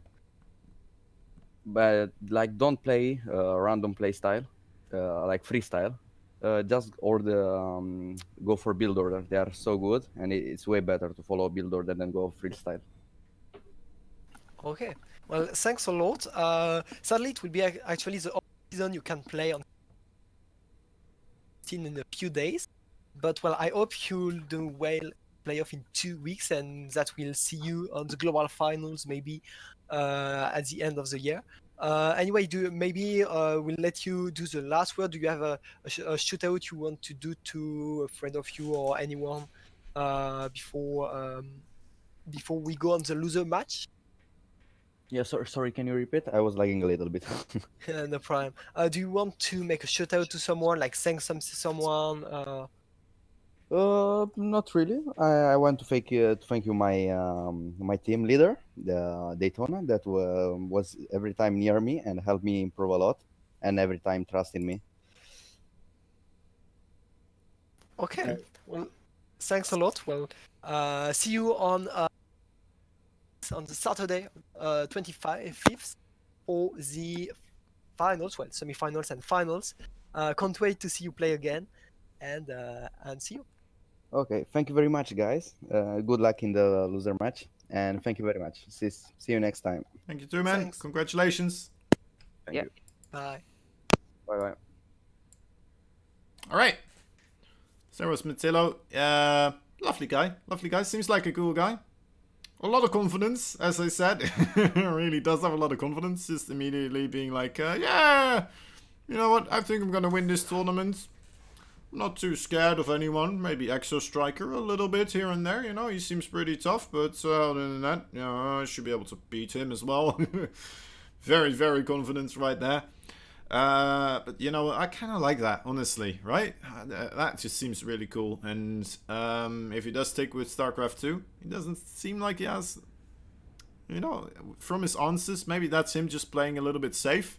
That could be as well, right? Not wanting to commit too much to a future in StarCraft 2, but if he sticks around, there could be a future Terran on the rise that could prove quite difficult. And a competitor for Clem basically right now, right? He's kind of the up and coming Terran right now, but maybe Matillo in a little while, a couple of 1 or 2 years, who knows? Maybe he's gonna be the one on top all of a sudden. Clem is gonna be the one who has to step up his game for this new kid on the block that suddenly took his crown for the foreign Terran king. We're gonna have to wait and see. Anyway, we're gonna be jumping into the loser match right here. Wanna Be Beyond versus Optimistic, a TVP series, and then afterwards, of course, the winner of this series will be fighting against Ghosty, and then we'll have another lovely little interview with the winner of that final match of today. So let's see what will happen. Looks like the countdown already took place. Looks like the veto process already took place. I kind of missed it, but you know what? That was some absolutely lovely stuff. Appreciated the good questions in chat as well, guys. Twitch, Patho, and Alessander, very much appreciate it. Cool stuff, guys. And yeah, here we go. Wanna Be Beyond, Optimistic. Let's see how these kids play against one another. Let me actually quickly grab these things again as well. Optimistic, of course, the Alpha X player. He is 13 years old. He is British. Has been playing since he was 10. He started lettering in 2017 in spring, right? So that is a very, very short period of time. Quickly to the other Wanna Be Beyond, the Belarusian. He is 12 years old, so one of the younger ones. You know what, I could do that over here actually as well. So yeah, Optimistic. There he is, the Alpha X player. And top left, Wanna Be Beyond, the Belarusian Terran player representing Platoon. He started playing at the age of 5. And then more seriously, when StarCraft 2 became free to play, he tried to play every race before finally picking Terran, which got him Master rank. And well, that was only 1 year ago. He can play up to 80 games a day is what it says, so I'm not sure how often he does that, but you know what, 80 games a day, that is quite a lot. He's the red Terran right here, right now, today. In this loser match, can he stay in the tournament? He is Wanna Be Beyond. And of course, as we were talking about, the 13-year-old... I just need to get this one. Yeah, 13-year-old British player playing for Alpha X. Having a cool dad showing him what StarCraft 2 is and how to play. He is the blue Protoss. He is Optimistic. Alright, let me just quickly add my things here again, so I have Twitch chat and stuff available for myself. Sorry for the no sound. Alright, there we go. Should be good. Now we are watching with a 1.5 minute delay. Just to make sure that nothing goes wrong in the fair play department. To keep things as fair as possible, of course. And remember, guys, that if you do like this type of tournament, if you think this tournament is important to the scene, and you want to see us do more of this, please, we would very much appreciate it if you do, in fact, help us out on the Patreon page. The Patreon page, if you type !Patreon in chat, you will be able to get the link, and right there you will be able to see the options available for you to what you want to contribute. Even $1 a month, right? Like a half a cup of coffee each month, and we will be able to keep things like this going, and we will be able to do it thanks to you, thanks to your help. And we would absolutely love it. We think it's important, and we hope you do as well. And it's nice to see these new players being on the field here. Alright, so Wannabe Beyond, what is he doing? He's adding on 2 more barracks behind his first barracks here. So 3 barracks play. Also adding in the engineering base. So most likely going to be a little bit of aggressive 2-base attack coming up here. Let's see if he adds another attack lab onto this other barracks, or in fact another reactor.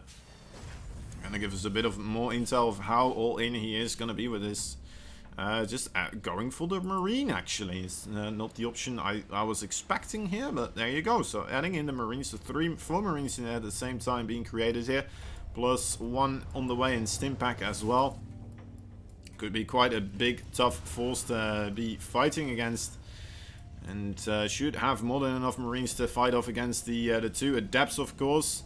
But then again, at the same time, this is gonna very, very quickly indicate to Optimistic that, you know what, this is not just a single barracks producing Marines right here. So he should feel that there is something up, something cheeky on the way. And you know what, if he didn't already know, then this Phoenix right here is gonna be able to scout out the added barracks here, the 2 extra barracks with the 2 extra attack labs. Stimpack and Combat Shield. As soon as those are done, he is going to be moving across the map. So let's see the reaction for Optimistic. What is his plan to start dealing with this? I think he definitely needs to stop making those Phoenixes. They are not going to be useful whatsoever against what is coming his way. Once they keep adding, well, probably more gateways, the Immortal going to be in a good choice as well. And probably wants to add himself a couple of shield batteries right about now. It would be absolutely grand. Instead, he is adding a robotics bay. So the robotics bay, it looks like he wants to try and get himself a Colossi out. But I'm not sure if the Colossi is going to be able to be created here in time. Because, you know what, those Marines are already marching across the map here. And I don't think Optimistic is really expecting this to happen that quickly. Still not adding any shield batteries here. He sees more and more units moving across the map, and those 2 Phoenixes as well. Again, a lot of supply just in nothing, basically. Or, well, I say supply, but a lot of overall resources. He made a 3rd one. Oh my dear lord, this is not looking good. Getting on top of the Immortal. The Immortal immediately picked off here, and picking on Marines as well. Oh my dear lord, yeah, that might be it already. Immediately a very quick attack here. And Optimistic just not being ready for that. Being a bit too... Oh, wait, I still had Ghosty there. Sorry, guys. Sorry to Wannabe Beyond. That feels bad. Anyway, obviously, Wannabe Beyond, a very quick attack there. Being able to kill off his opponents there with a 2-base attack. The triple Rex, that was 5, but this is 3. The 3 Rex attack with the Stim, the Combat Shield, and the +1 attack. Very, very deadly indeed. Being able to quite convincingly kill off his Protoss opponents. That was very odd. OSC Esports, thank you so much for the raid. I very much appreciate it. 14 people coming in from there. Always lovely. I got to cast, I think, 1 time for you guys, or maybe 2 times. I don't know, at some point. It was a lot of fun. Very much appreciate it. Hope you guys had a good stream. I hope you guys had a good evening, and welcome everybody to the Alpha X Junior Championship Season 2. We are looking at a GSL type tournament with 8 players that are 15 years or younger. And you know what, we just saw a very my lobby invite didn't work. I think I'm not leaving the game quickly enough, and then I don't get the invite. I think that's the problem. Luckily Miguel's paying attention for me though. But anyway, yeah, so it's a tournament for 15 years and younger. We're watching the new kids on the block, the people that surprisingly are incredibly strong, but still, you know what, just very young as well at the same time. Not been playing for too long competitively, most of them either. And you know what, as soon as they started doing it, very lovely stuff. So great, yeah, just very interesting, honestly, I have to say. Very cool to see these new players, and yeah, see what they're made of, right? Test their metal, see how much they've put their nose to the grindstone. I think that's how you say that. Anyway, doesn't matter too much. We're waiting for the game to start. Wannabe Beyond says that he needs a sack, so we're gonna give him we're gonna give him that. Is this invitational? No, it's just as long as you are underneath the age of 15, you are allowed to kind of sign up, I believe. Pretty sure, yeah. Let me take a look. Actually, there's quite a lot of people in the Discord as well. There's qualifiers though, so yeah, there are qualifiers. So yeah, you can just sign up for the qualifiers, and then as long as you qualify, you get to be casted in the overall tournament, and that's it. That's it. You sign up and you qualify, and you're in the tournament. Of course, we are looking into doing potentially more. It kind of depends on the demand that we get from the overall scene as well, right?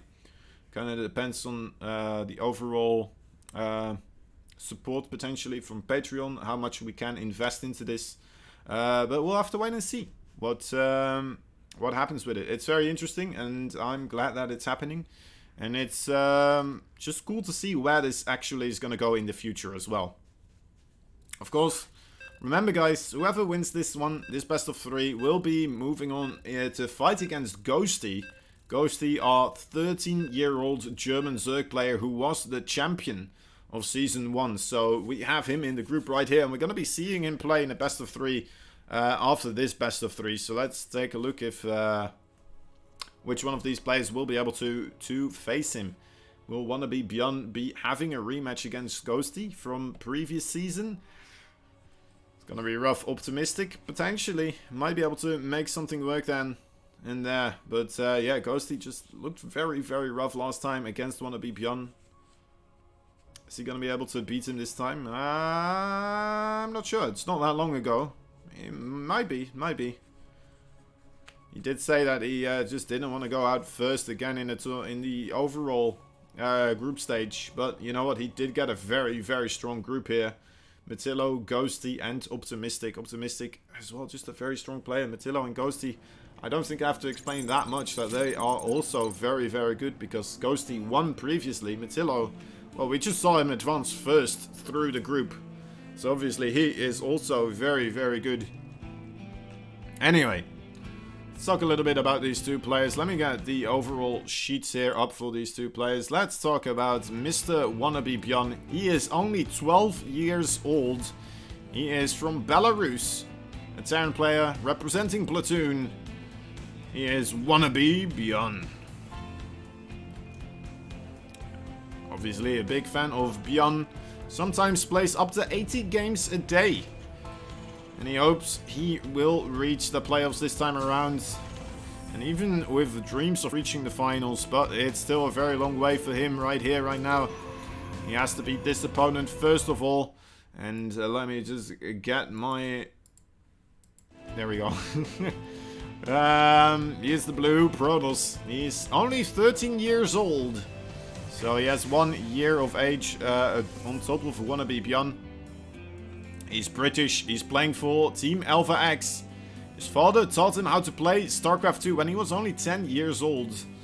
So that is 3 years of experience, and he only started playing in spring 2017, at least on the ladder, really. He started laddering in 2017 spring, and thanks to the Russian caster Alex007, he reached Master 1 year ago. But, well, anyway, let's just call out his name. He is Optimistic. There we go. There we go. Wannabe Beyond coming in with a scout here. And that is kind of funny that there is in fact a probe already right there scouting out the bunker here.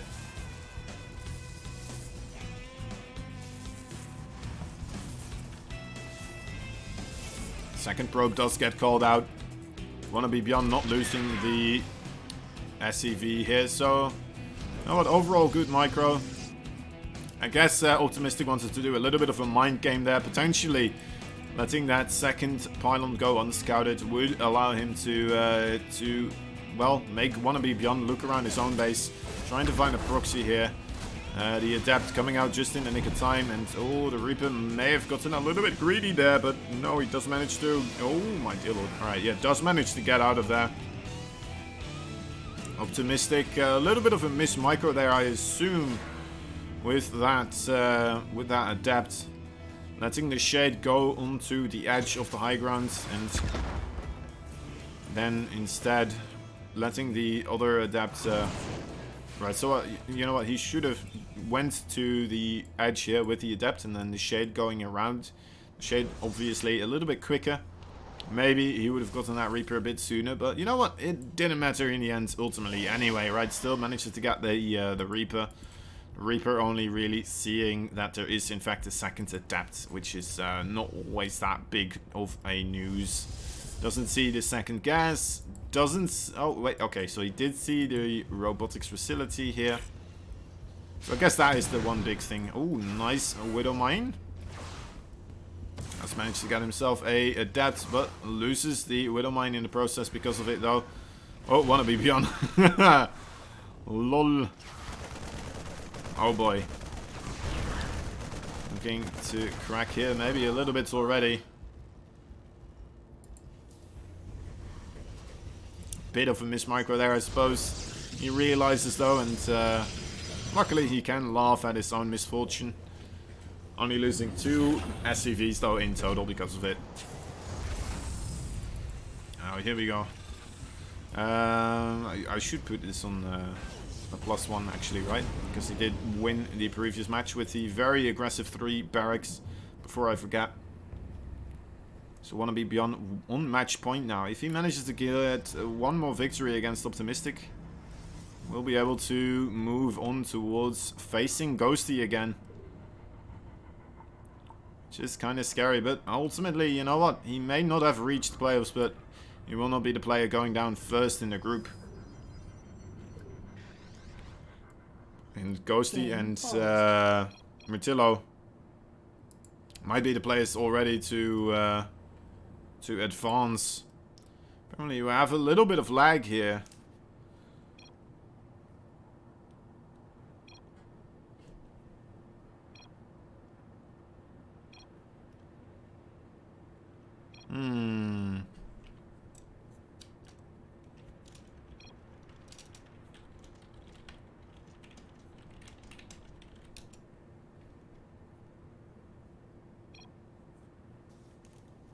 This ping skyrocketed. Now it's dropping. Okay. Maybe just a little bit of a weird interval there. Let's hope it doesn't repeat itself here. Okay, go. Waiting for Wannabe Beyond to give the go sign here. He's ready. Okay. Oh no, wait. That's Optimistic again.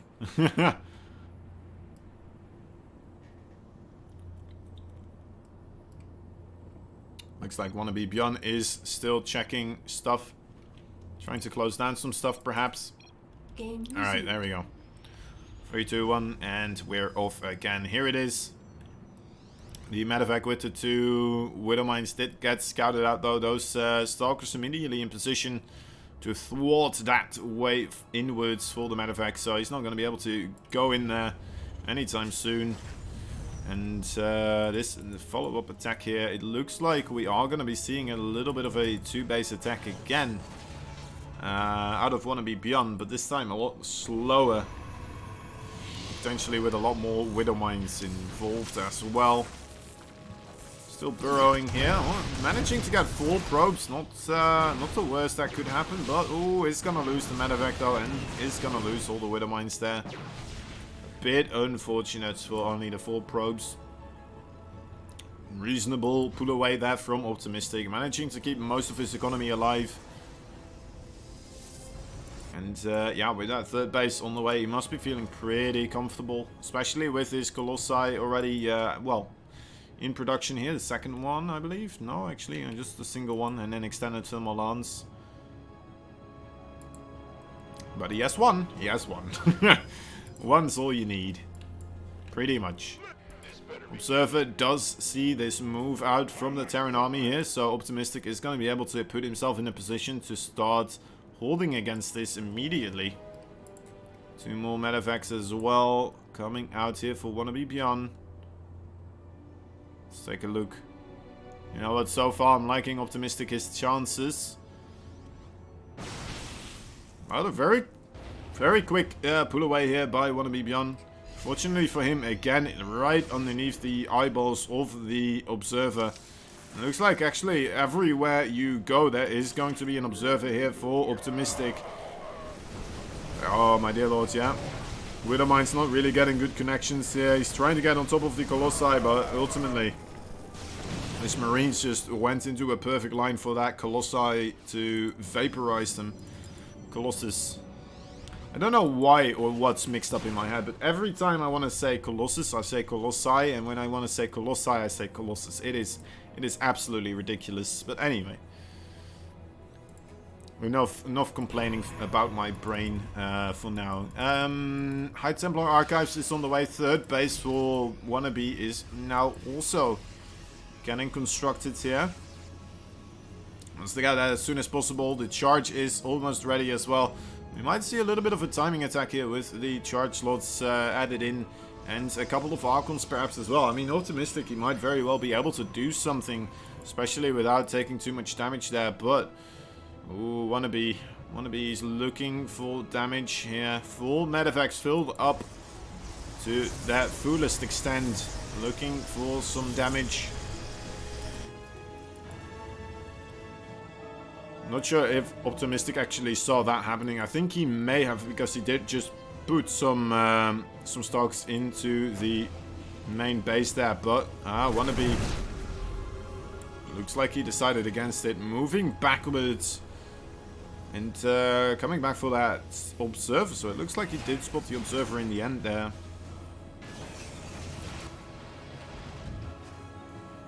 Now Wannabe adding his concussive shell.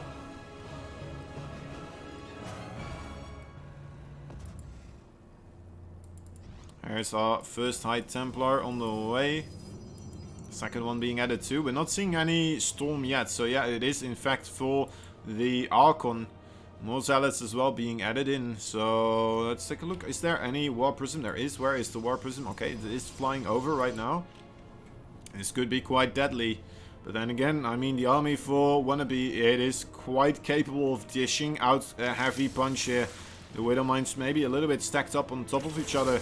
And Optimistic, he still can rotate around if he does so desire. Oh my dear lord, Wannabe moving down on the ramp. The Widow Mines very slow on the burrowing here, hitting a lot of their own bioforces as well. And yeah, that is just not the way you can get this done. Optimistic managing to type the series here. Very, very well played indeed. Bit unfortunate there for Wannabe, just not managing to get any economic damage dealt. And then with the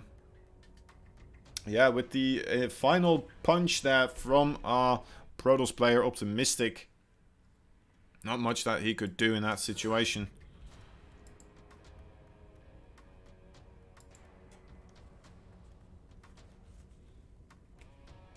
Hmm.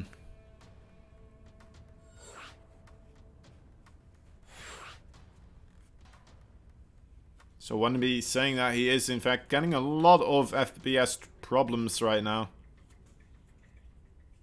Optimistic saying that he only got one lag spike and the rest was okay. Bit unfortunate. A bit unfortunate indeed. Anyway, oh. Gonna have to wait. A deciding match will be played between these two players afterwards. We will be seeing the winner of this one against Ghosty, our previous champion. Exo Striker, top 4 past season. 1 invite, 1 Alpha X invite, 2 players from Qualies. Yep. There you go. There you go.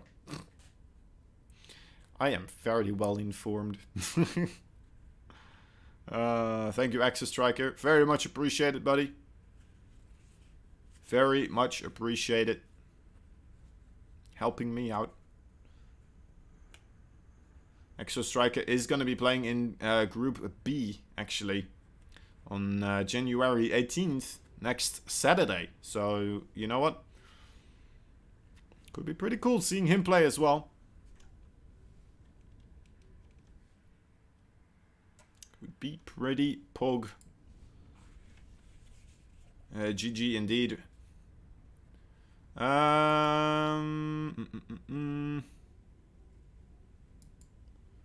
Wannabe may have crashed. Oh no, he's back. Alright. He is back. He's back. From outer space. Sorry, I shouldn't sing. Anyway, deciding match here. Who will be taking on Ghosty? Will it be our Belarusian Terran player? Or will it be our, well, British Protoss player? Optimistic. Wannabe Bjorn? One of them.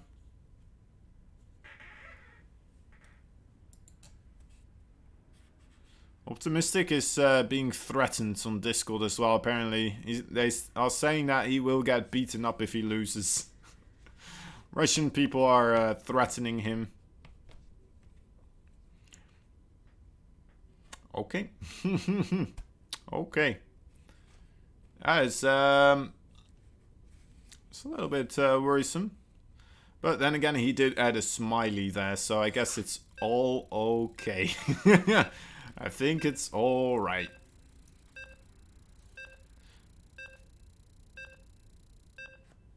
Does he know Russian? Does Optimistic know Russian?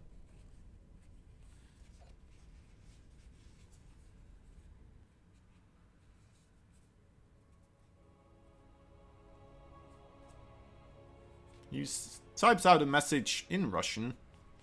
Did he use Google Translate or does he just know Russian? This needs to be on the Twitter thing. Hold up, guys. I'm gonna investigate. He is British. Yeah, it says British. Doesn't say anything about Russian.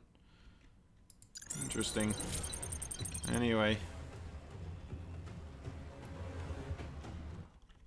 Let me get everything in order again. In the top left side, we have the purple Terran right now. He is Wannabe Bjorn, the Belarusian. And in the bottom right, the British, the red, the Protoss. It's Optimistic. Optimistiki. And, well, there we have it. Boys and girls, we're watching another SCV from Wannabe Bjorn moving across the map here. Definitely so far the cheesiest player from the tournament. Fortunately, cheese doesn't pay.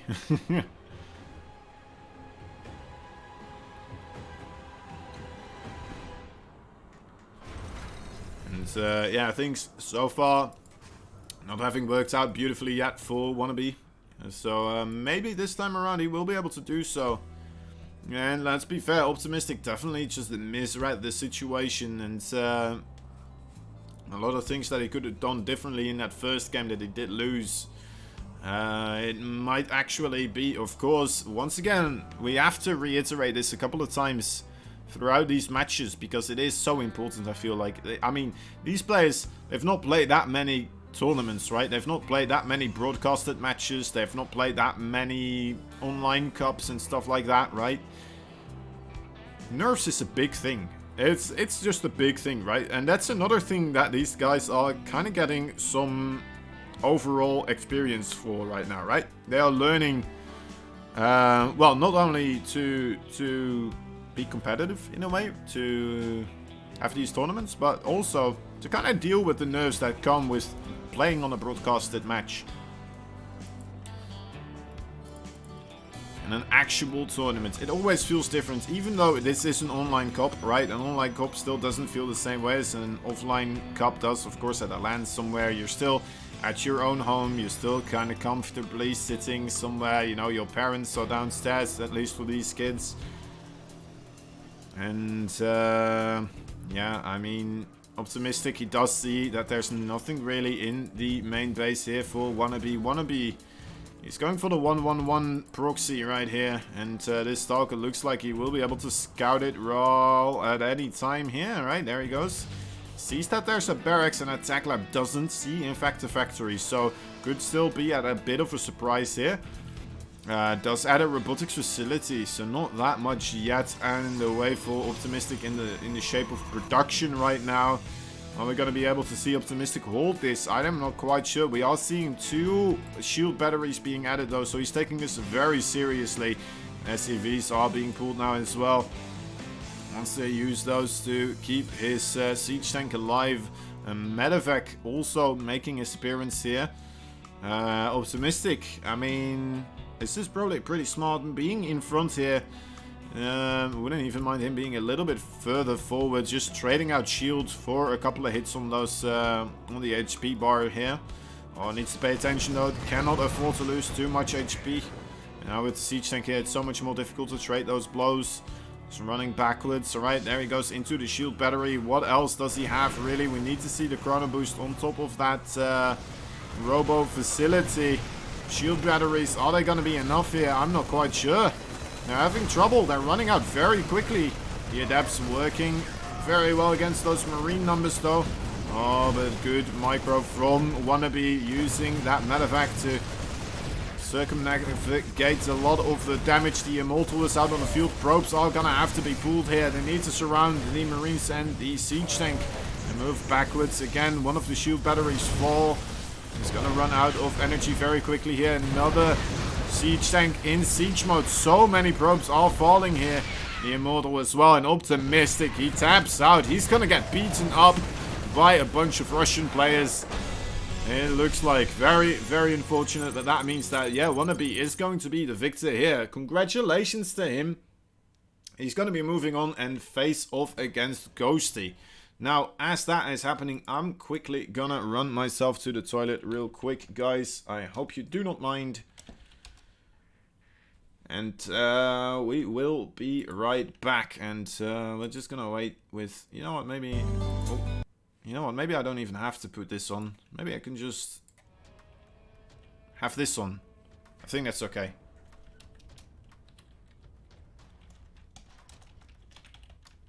Alright. We'll be right back, guys. Or at least I'll be right back. And the players as well, I suppose. So, yeah. I mean, that kind of is a we then, isn't it? Because I'm going for a we as well. Anyway. Be right back.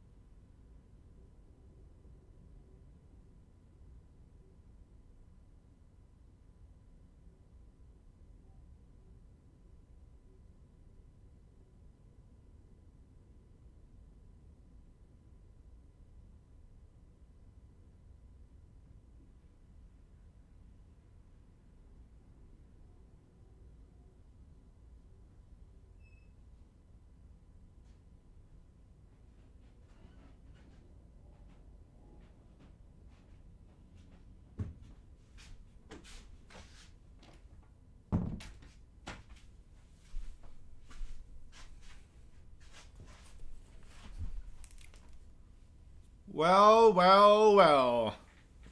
Look who it is. It's Mr. Ghosty himself. On patch Z Jinarsu. His main account. Optimistic. That's the spirit, my man. You won the only macro game, so you're proud. You should be. You should be. I mean, man, cheese is just the it happens. It just happens, man. It's rough to go against, and it definitely can get you. I feel like that second game, it was at least a lot closer, right? And then the first game. The first game really felt like just a steamroll, and that third game, man, just a couple of just really tiny things, and maybe you could have won that one still, but who knows? I'm not the one to really ask those questions to. Well played though overall. Maybe next time. Maybe next time around you will be able to get yourself in the, well, the final match, and then potentially move on to the playoffs as well. We'll have to wait and see. But right now, of course, we have Wannabe and Ghosty fighting for that final spot for today to move onwards to the semi-finals. And after this best of 3, we will have to wait until next Saturday, unfortunately, where we will be having Arok Fire, Baby Marine, Suku, and Exo Striker all facing off against one another, trying to secure themselves a place in the playoffs as well. And we're gonna have 2 PVTs, so 2 Protoss actually, and 2 Terrans.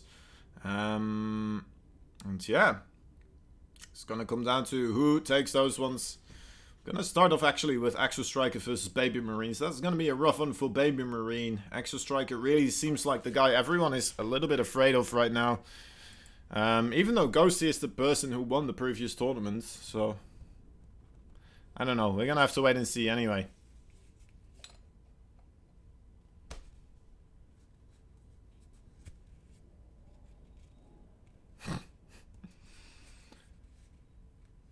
Waiting for the go sign from both our players, and then we're gonna hop on into this one. Of course, remember guys, I'm just gonna say it in between all the matches, we have a Patreon. If you want to support us, we would appreciate you. We would appreciate it. Just overall the gesture.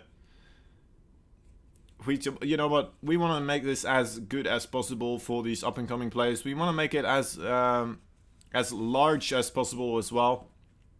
And we want to keep it going for as long as possible too. And that only helps, well, it only happens with the support of the community. We have great admins. We have some, you know what, we have a caster. And Miguel, of course, as well, helping out on the, I believe it's, there is a B stream, I believe that's on the French, in the French language. I believe he's casting as well, together with Mr. Fireplay, another very young and talented player. He's helping him out, so that's lovely as well. Anyway.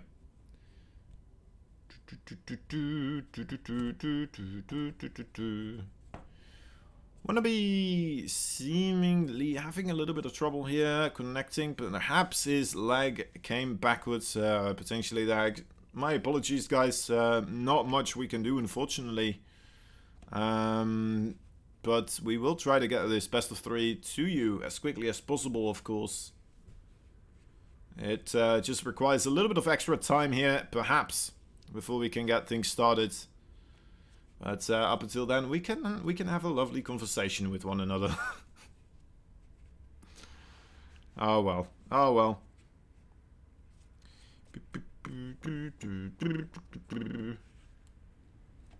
Man, after that Mandalorian show, I've just been on a Star Wars spiral, honestly. I've just been trying to galvanize all the Star Wars stuff. I even tried out the animated series, but you know, I didn't really like them that much. They really, you know what, it did feel kind of like a kid's show. Now, I know I'm saying that as I'm hosting a kid tournament, in a way, right? But I'm not, I'm not sure.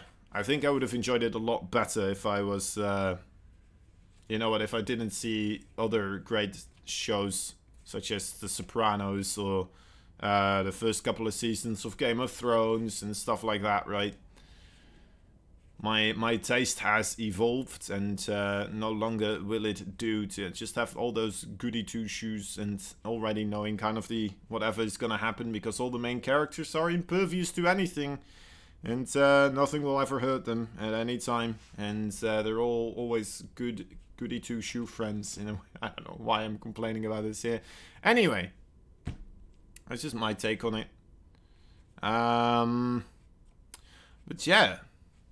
I don't know. Star Wars, StarCraft is not too different from one another. I guess StarCraft 2 also, again, the universe perhaps more openly dark in a way. I suppose, you know, it's pretty dark in the universe there as well, but a lot of it is obfuscated in the TV shows or and movies maybe as well. Yeah. Maybe StarCraft as well, actually, come to think about it.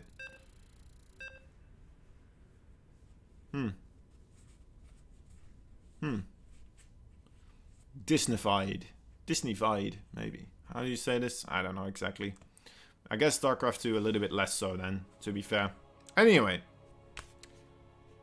Game number 1. It seems like we finally are starting, so no longer will I be talking about Star Wars and StarCraft and, well, probably StarCraft is going to be on the menu of discussion here. It is going to be a worthy topic to talk about, as we are, of course, in a best of 3 between these two players. Right here. In the bottom right side of the map, we have a... Oh. Let me do this first, actually. A Blue Zerg player hailing from Germany. He is... Ghosty. His opponent, I do believe that he did manage to beat him previous time as well. He is the purple Terran player. He's hailing from Belarus. He is Wannabe Bjorn. Gonna be referring to him as Wannabe as much as possible because, you know what, I'm a lazy man. I like lazy things, so that is just gonna work out better for me in this situation. Barracks is gonna be constructed on the low ground, so actually this is not something you see every day. A low ground wall off here. I suppose it makes sense because it looks like you can just wall off here with 2 supply depots and a barracks as well. So you know what, might as well go for it. Doesn't look like Ghosty is really jumping on the opportunity to punish this either. And Wannabe, he's setting a second barracks behind this as well, so we might still see a little bit of aggression coming out of him. Most likely Reapers are going to be the choice here.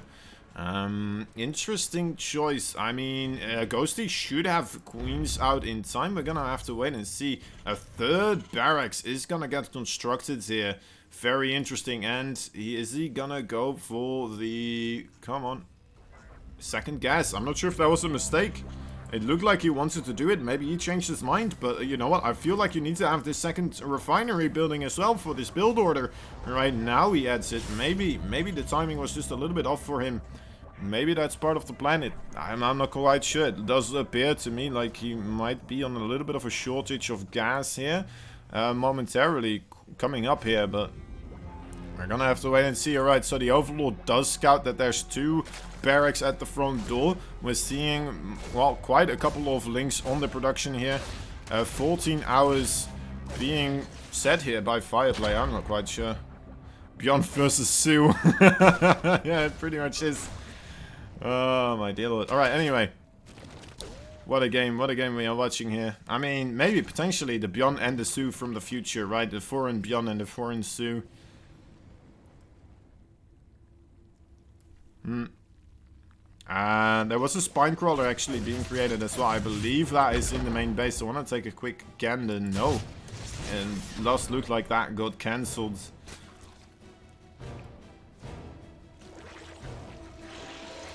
There is the spreading of creep taking place as carefully as possible to the edge of the side here. Trying not to get that picked off, and more Reapers are getting created. I mean, if ever you've seen a Terran play with a Beyond style, you are expecting as many Reapers as possible. And that's what we're seeing from Wannabe Beyond right now. With adding on another factory, his command center did get constructed, so it's not fully going all in here, but definitely needs to get some damage done with these Reapers so far. I hate to say it, but nothing really having been done yet by these Reapers. Oh, actually, this might be a good start here. Killing off a... Oh, no, getting the cancel. Oh, not gonna get the drone though, unfortunately, and it looks like these Reapers are gonna get mostly surrounded right now. It's very unfortunate here for Wannabe Beyond. Losing all of that aggression. He did force out a couple of links, right? But he didn't kill off any queens. He didn't kill off any creep tumors. He didn't kill off any of the drones. And now he's gonna potentially lose this reactor. Okay, no, he does have enough marines to stop that from happening at least. He does have that second base. I would love to see him add a third base as quickly as possible here. Either that or just go for a 2-base all-in, because I'm not quite sure what else you can do in this situation. The 2-base all-in though, I'm a little bit frightful for how that is going to unfold as well, just because of this incredible amount of queens already. 4 queens with queens on the bases as well pretty soon, except for the third one. There is no Baneling nest yet though, so that could be quite beneficial for this amount of marines out on the field. But we're not seeing any Hellions either, so I mean the Zerglings already gonna be quite capable of handling themselves here.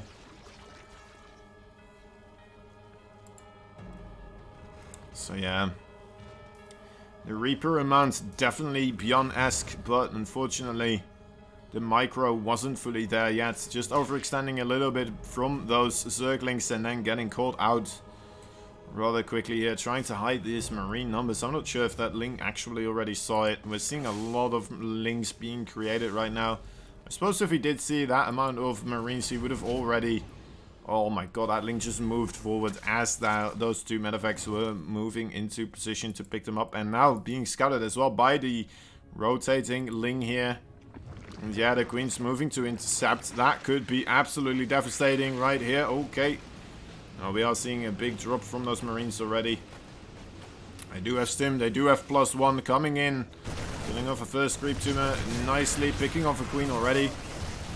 Oh, well, this is pretty good damage. Solid stuff here from Wannabe Beyond. Can I get another queen? Wants the micro backwards, doesn't want to lose too many of these. Oh my dear lord. He cannot take this fight head on. Now moving backwards again, just losing a few too many marines there to really kill off queens at that time well, that moment in time. So having to retreat once again. He is gonna do a follow-up though with the Widow Mines and more marines coming in as well. He has combat shield now too.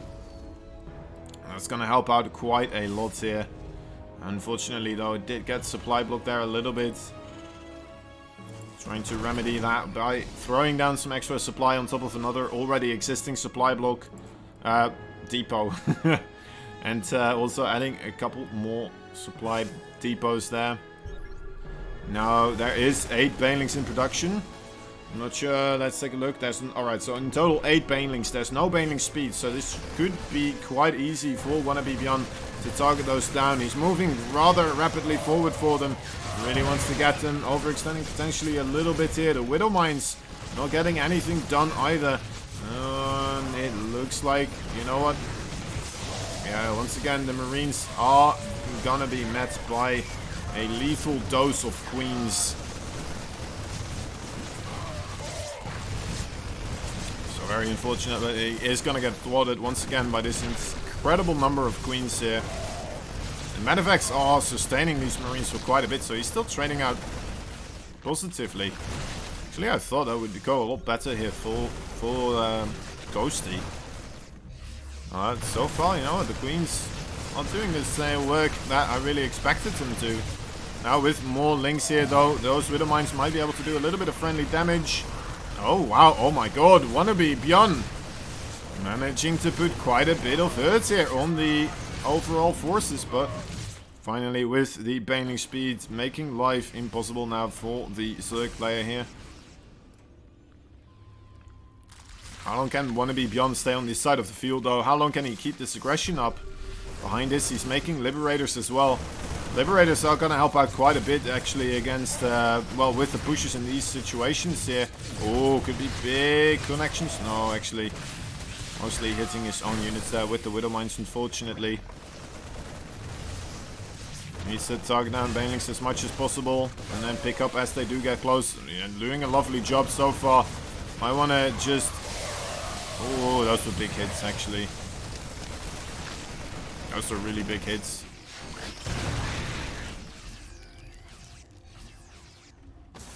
Army supply is still kind of equal though, but overall the workers, if we take a look, yeah, that income difference is absolutely devastating. The longer this keeps going like this, the more advantageous it is going to be for Mr. Ghosty here. Ghosty. You know what, those forces are just growing and growing in size. The Ling Ball is getting bigger, the Baneling numbers are getting bigger. Liberators here are gonna try their best to keep things secure. The Queens are having a little bit of difficulty cleaning those up. The Widow Mines once again kind of missing their targets here. And we are seeing a transition from Wannabe. An armory getting constructed. And what else? What else are we seeing here? Is that just for the tunneling claws of the Widow Mines? It could be. Beautifully split there by Ghosty actually, who is gonna go for a big run by as well. At the same time as this is happening, we're gonna move the camera over as soon as they start moving into the main base for the natural here for Wannabe, which is right now. And there they go, absolutely devastating. This is gonna be rough, and GG, well played, immediately called actually. Wannabe realizing that that is not a winnable situation anymore, unfortunately for him. Kind of have to agree with him there. Yeah, just not getting the Widowmine connections that he needed.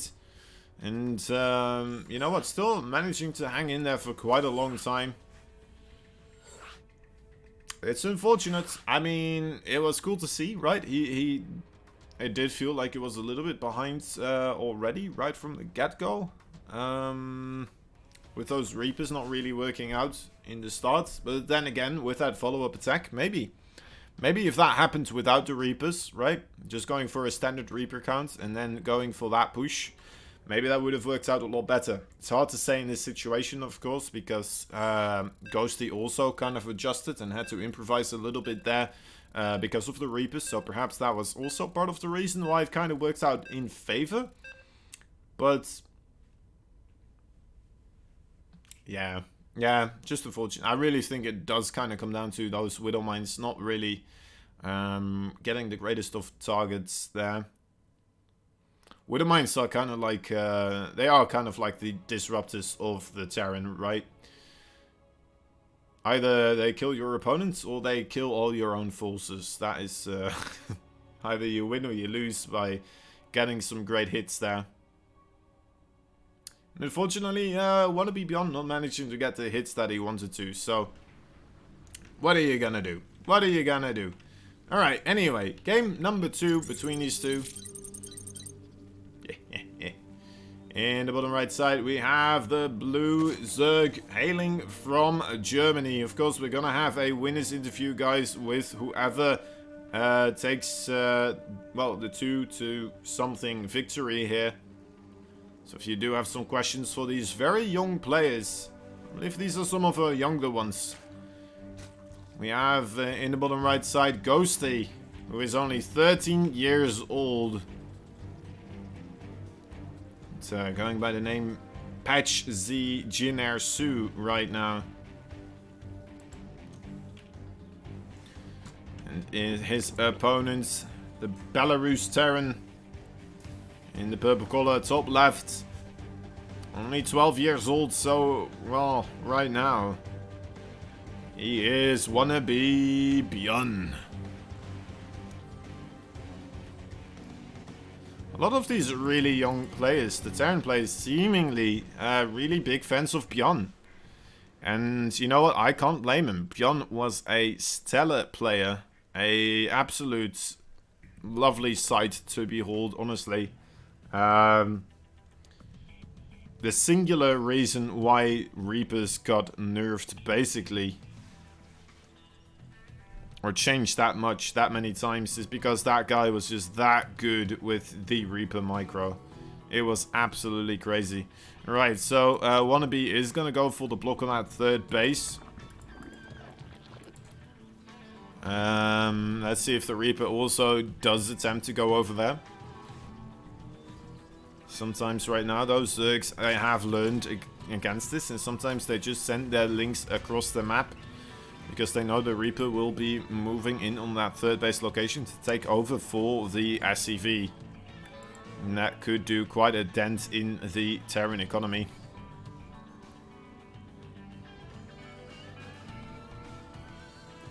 So Ghosty here, attempting to get himself a hatchery. Thought for a moment that he needed to make a reactor. Wow.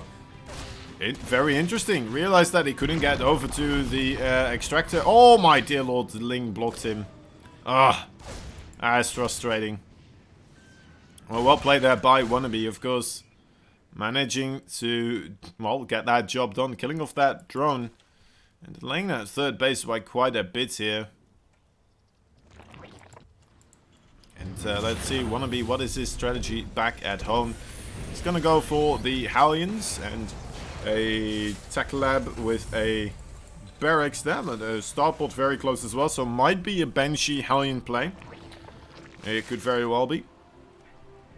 As we're seeing Ghosty just kind of doing a regular try and get as many drones as you can get away with at the early parts of the game. Strategy. Tuk, tuk, tuk, tuk, tuk. A very lovely strategy. Actually, he's making Marines right here from that tech lab barracks. So, okay, so he is going to go straight into the stim pack here. Making himself a Viking as well. Wants to keep this this Overlord out from scouting what is happening. Wannabe, I'm not sure if that was an attempt at mind games, but it could be.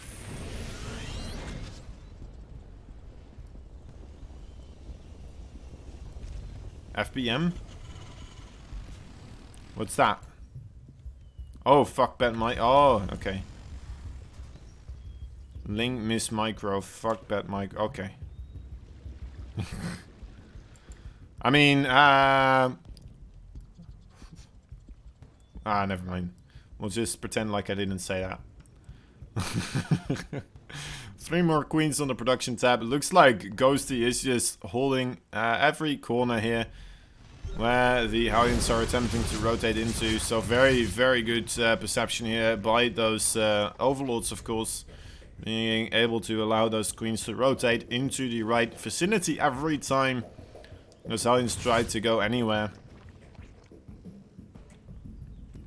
And yeah, if Wannabe didn't know any better, he would say that there's just 3 queens over here and there's 3 queens over here. Almost getting that creep tumor, not too bad. Valiant effort. But Ghosty, what is he up to? Gonna attempt a little bit of a run by here. But the wall is closed off, so shouldn't be able to get anything done. Marines in position here as well. There we go. Only 2 links dying here though. There's a nice quick pull away there from Ghosty. Does lose the creep tumor, but I think he has more than enough energy. Oh my dear lord. Oh my god, it's worse than a Hydra Lisk. Oh wait, not how do you call it? The thing where if you cut off one head, 2 grow back in its place. It's like you kill 1 creep tumor and 4 grow back in its place. That is absolutely mental. That is quite disturbing as a Terran player. But you know what we're seeing actually? Wannabe Beyond 46 army supply versus 38 right now. A lot of that is in Queens. If Wannabe Beyond gets himself into a reasonable position, where are these positions though? I mean, he delayed this creep spread by a little bit here. Perhaps he can get the siege tanks in this position right here.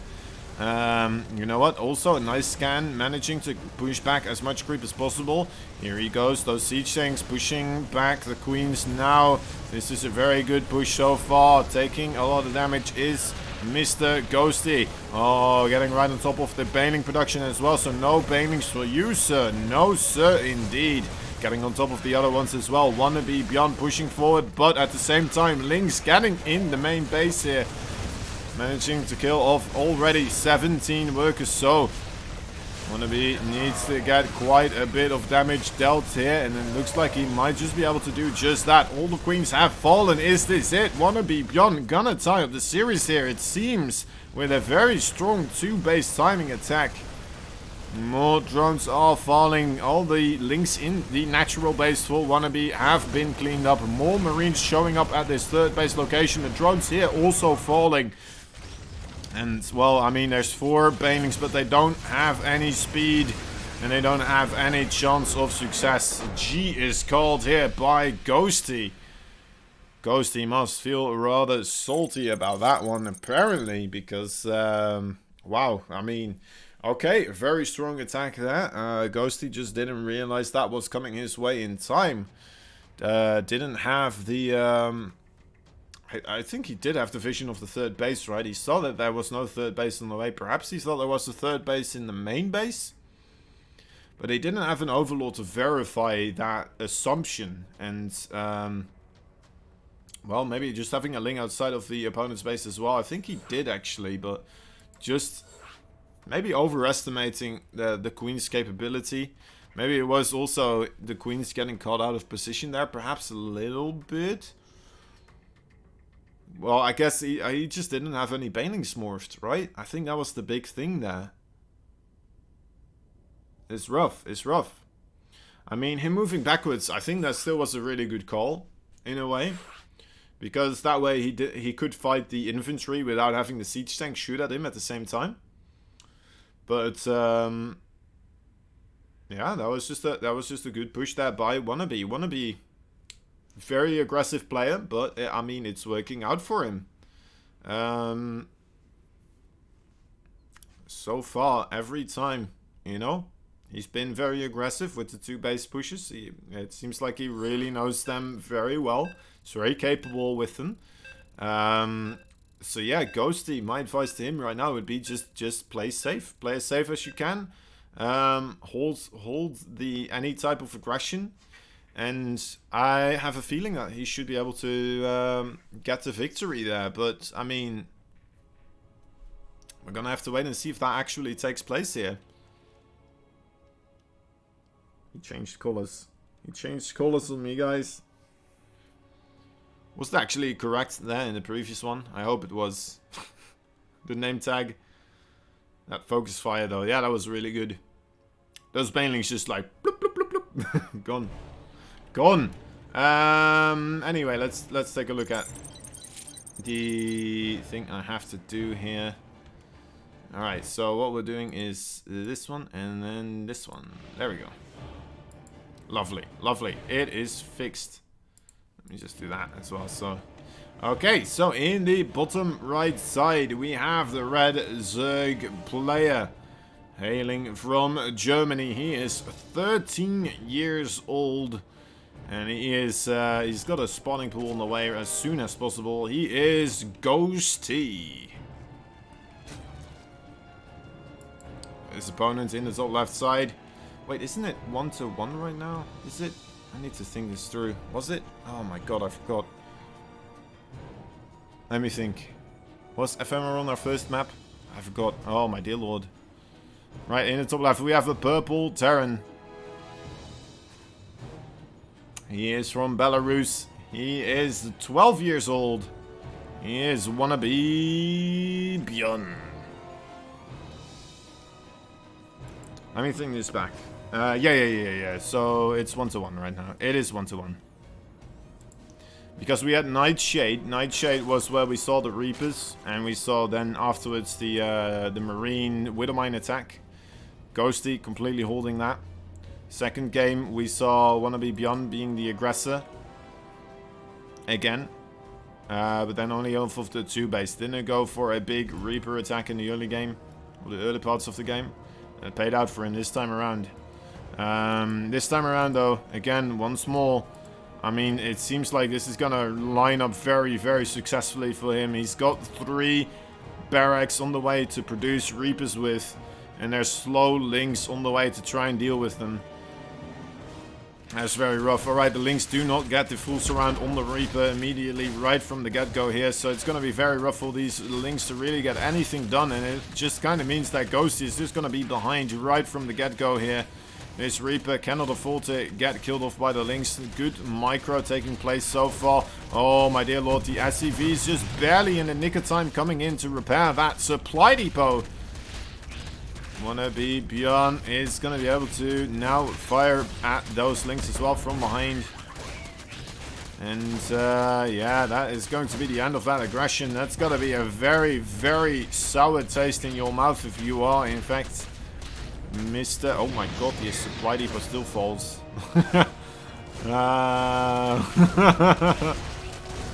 Whoops. But then again, I mean, he only loses 2 SCVs here. Nothing too bad. He is a little bit supply blocked. He can drop down a supply depot extra supply here, so he should be okay. He's getting +1 for the Reapers too. Now, Ghosty on the other side, what is his plan? He's adding a Spine Crawler into his main base, and he's got 3 Queens at his natural. So he just wants to defend against these Reapers right now.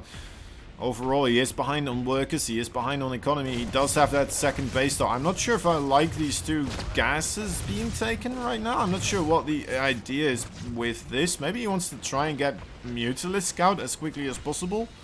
That's the only thing I can really come up with right now. Maybe even trying to do some sort of a Nidus play here might be the way for him that he wants to go. Reapers, 4 Reapers right now versus 4 Queens. That is a battle that the Queens will win every single day. Only now the second base coming down for Wannabe, who has still so many Reapers in production. Still more Reapers coming as well into the main base here. Are going to run into a Spine Crawler first of all. A nice micro so far, pulling back the Herd Reaper. Gonna heal up again. Getting a little bit of damage from that Spine Crawler. Grouping up with more Reapers here. We need to see... Oh my god, Ghosty very nicely targeting down the low HP Reaper there as well. Managing to get some work done there. And, in comes Wannabe Beyond again one more time. Killing off another Creep Tumor here. And this is gotta feel rather peculiar for Mr. Ghosty right now. Who definitely had a bit of a build order loss there. Trying to get himself a speed upgrade for his links as quickly as possible. He needs to keep defending this with the Queen Star. I don't think he can afford to really try and sacrifice slow links right now. He needs to be as efficient as possible. Oh, nice transfuse there in the nick of time. Keeping his Queen alive. Reapers, you know what, again, I mean, beautifully held here so far by Ghosty, not allowing those Reapers to do too much damage. Links are gonna rotate around. The Overlord does see that there's a couple of Marines here, more Marines in the production queue, but he knows that the Reapers are on the other side of the map, so maybe he can get something done there on the other side. The Queens are out of position here, though. Reapers are coming in. Oh, no, actually, well, the Queen's coming in from behind again. Yeah, it's fine. Killing off Reaper there, in fact. And these links definitely don't want to be here. Aren't going to be able to get anything done there. And we're going to be seeing, again, a Stim Pack attack after this following up. So definitely it looks like the same build that we were seeing in game number 1 on Nightshade. Most likely we will be seeing those Widow Mines making an appearance too, but this time around, I mean, the entire startup of the game completely different. Ghosty very, very, well, very much not ahead in economy right now. Oh boy. Those links as well. Maybe a little bit of a nuisance, but nothing that Wannabe can't handle right now. 2 medevacs have arrived. Are gonna load up those Marines. And at this time it would be great for those links to start hitting the front wall, but fortunately, well, or maybe fortunately, they moved back. Go kleiner Ghosty. Yeah. Small Ghosty. Can he make it happen here? It is going to be rough here because, you know what, there is still quite a dangerous push. But, oh my dear lord, that's a lot of Zerg right in the face of the Terran here. And that medevac just barely escapes with his life. One more hit from a Queen and that would have gone down together with all the Marines in it as well. That's a lot of links actually in the production tab. You know what, I think we're just going to see a massive counterattack here with the Banelings and the Zerglings.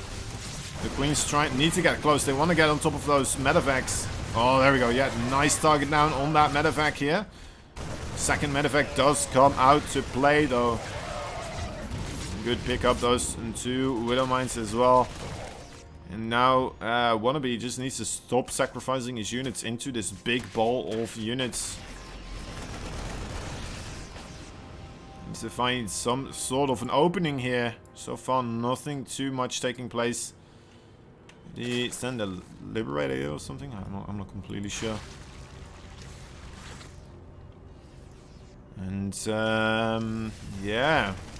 I mean, it just looks like an incredibly tough thing to break for Wannabe. I'm not sure. Does he have a 3rd base? No, he doesn't. So I would love to see that 3rd base as well. Seems to me like a solid plan to have that 3rd base in production right now. But yeah, you know what? He might just be looking to close it out immediately here. And ooh, that is rough. Doesn't pay attention to his wall off here. So the links once again getting in top. Well, in that natural mineral line here. Going to be able to do quite a bit of damage. He does successfully push back the Zerg though in his own territory. Taking a fight off creep then. Not in the favor for Mr. Ghosty. Mr. Ghosty, can he actually kill off the Marines here though? Targeting down medevacs like no others. So still kind of trading out equally here for both these players so far. I guess the one thing that has me most worried is that 3rd base timing for Wannabe. I don't think he's gonna break Ghosty at any time here. And he's gonna need some sort of a follow-up. He cannot just keep throwing units into the Zerg opponents here, who is comfortably on that 3 base. Oh my god, is that it? He just doesn't realize that there's a 3rd base here? Is that really... Oh my god. Is that actually the thing that is happening here? He just doesn't realize about the 3rd base. Lynx now once again being a complete pain in the behind here. Nice targeting on those Banelings. Widow Mines. Oh, beautiful connections there actually. Need to transfuse the Queen. Not happening either. Banelings about to pop though. Need to get behind on top of those. Alright. Yeah, again. The Marine Widow Mine attack does get pushed backwards. Let's take a look overall at the units lost tab. You know what? I'd say that is still pretty solid for the Zerg. But overall, a nice amount of link skills here by Wannabe. That is for sure. Widow Mine doesn't manage to get a clean shot there. Oh, reasonable connection though on the second one. Oh, dear lord. Oh my god, again, beautifully connecting there with the Widow Mine, but it just wasn't enough. And there it is, Ghosty managing to secure himself another victory. And that means we're going to be going into a winner's interview together with Ghosty. Congratulations to him, very well played there. Managing to take on the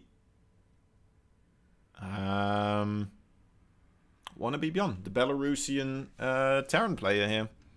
Very well played indeed. Let me hop into the interviews channel and wait for the other ones to arrive. This time I'm actually the first player here. Very unfortunate for Wannabe Beyond. He had big dreams. He wanted to reach the playoffs this time around. He wanted to show his best play. And you know what? I do believe he played a lot better than he did the previous time around. It seemed like he had a lot more of a chance this time. And he played solidly. Unfortunately, didn't make it happen though. Didn't push through to the end.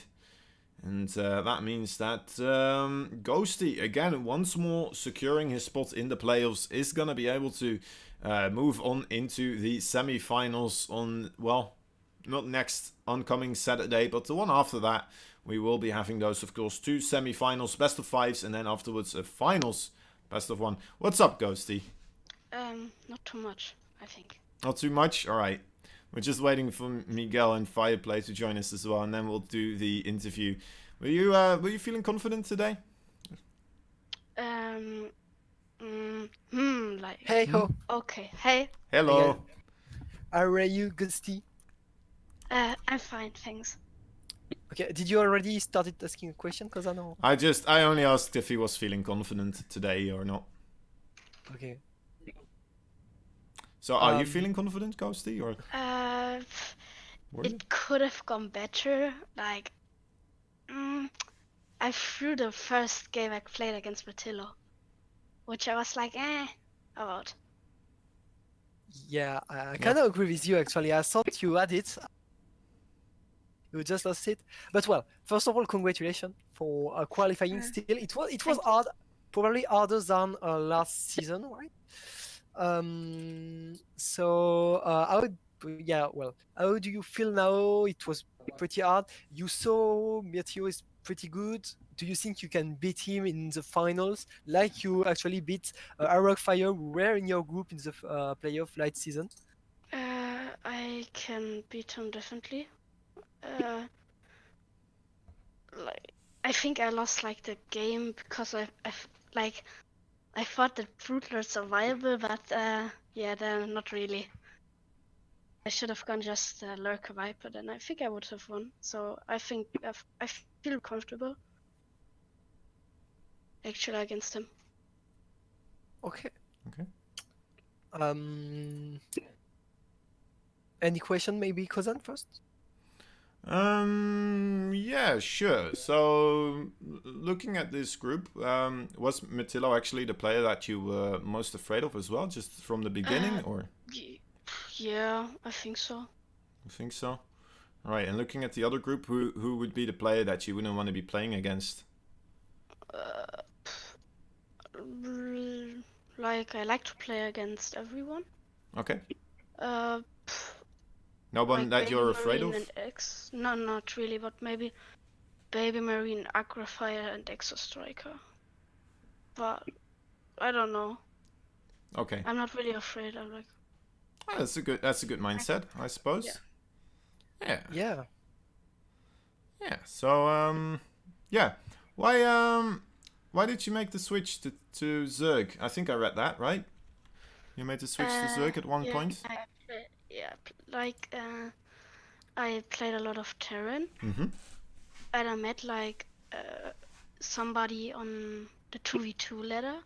Okay. He was German too, and we became pretty good friends, like. Oh, yeah. And then I played some Zerg 2v2 with him.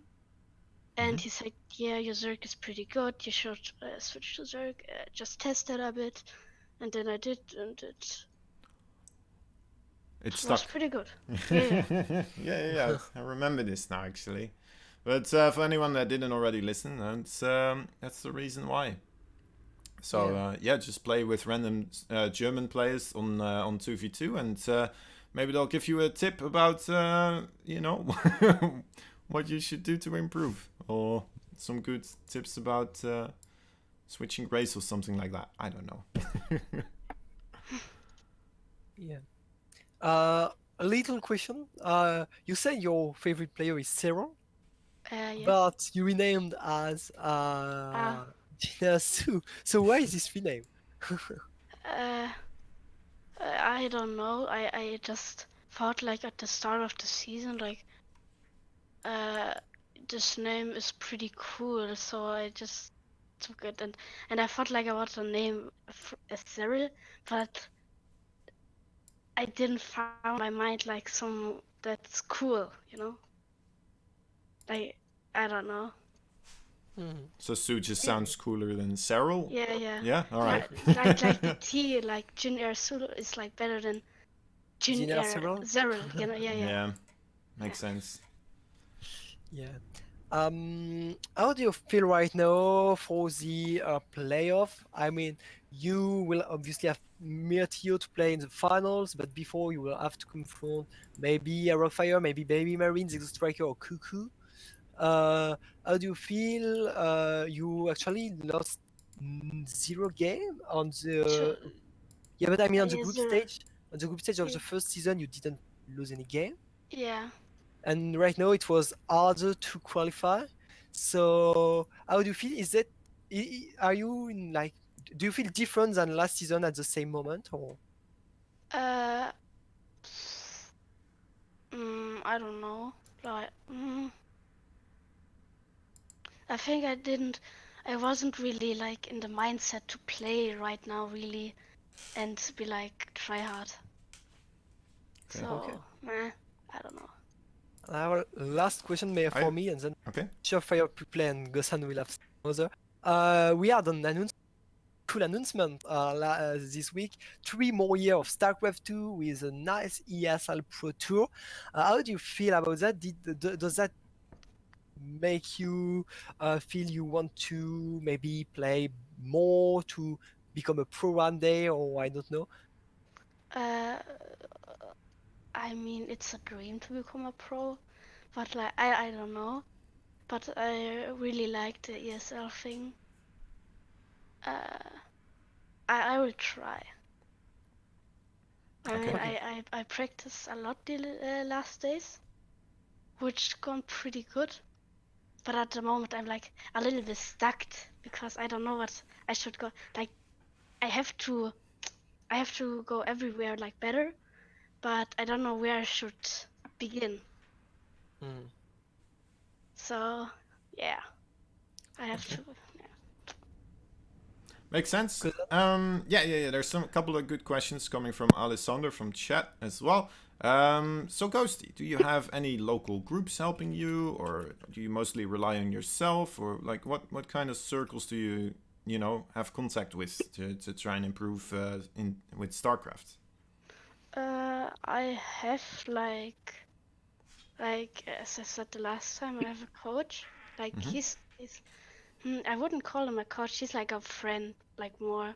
It is like if I don't understand something, if he don't understand something, we help each other. Like, and if I got some problem, we maybe check the replay and look what he would do better and that stuff. Yeah. Okay. That's really nice. And also, let's see.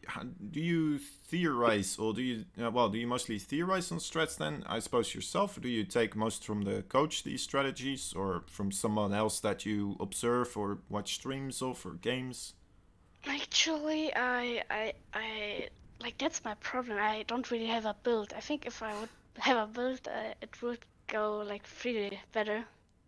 All right. But I think I will like Elaser stream today, Mm-hmm. and he played pretty well.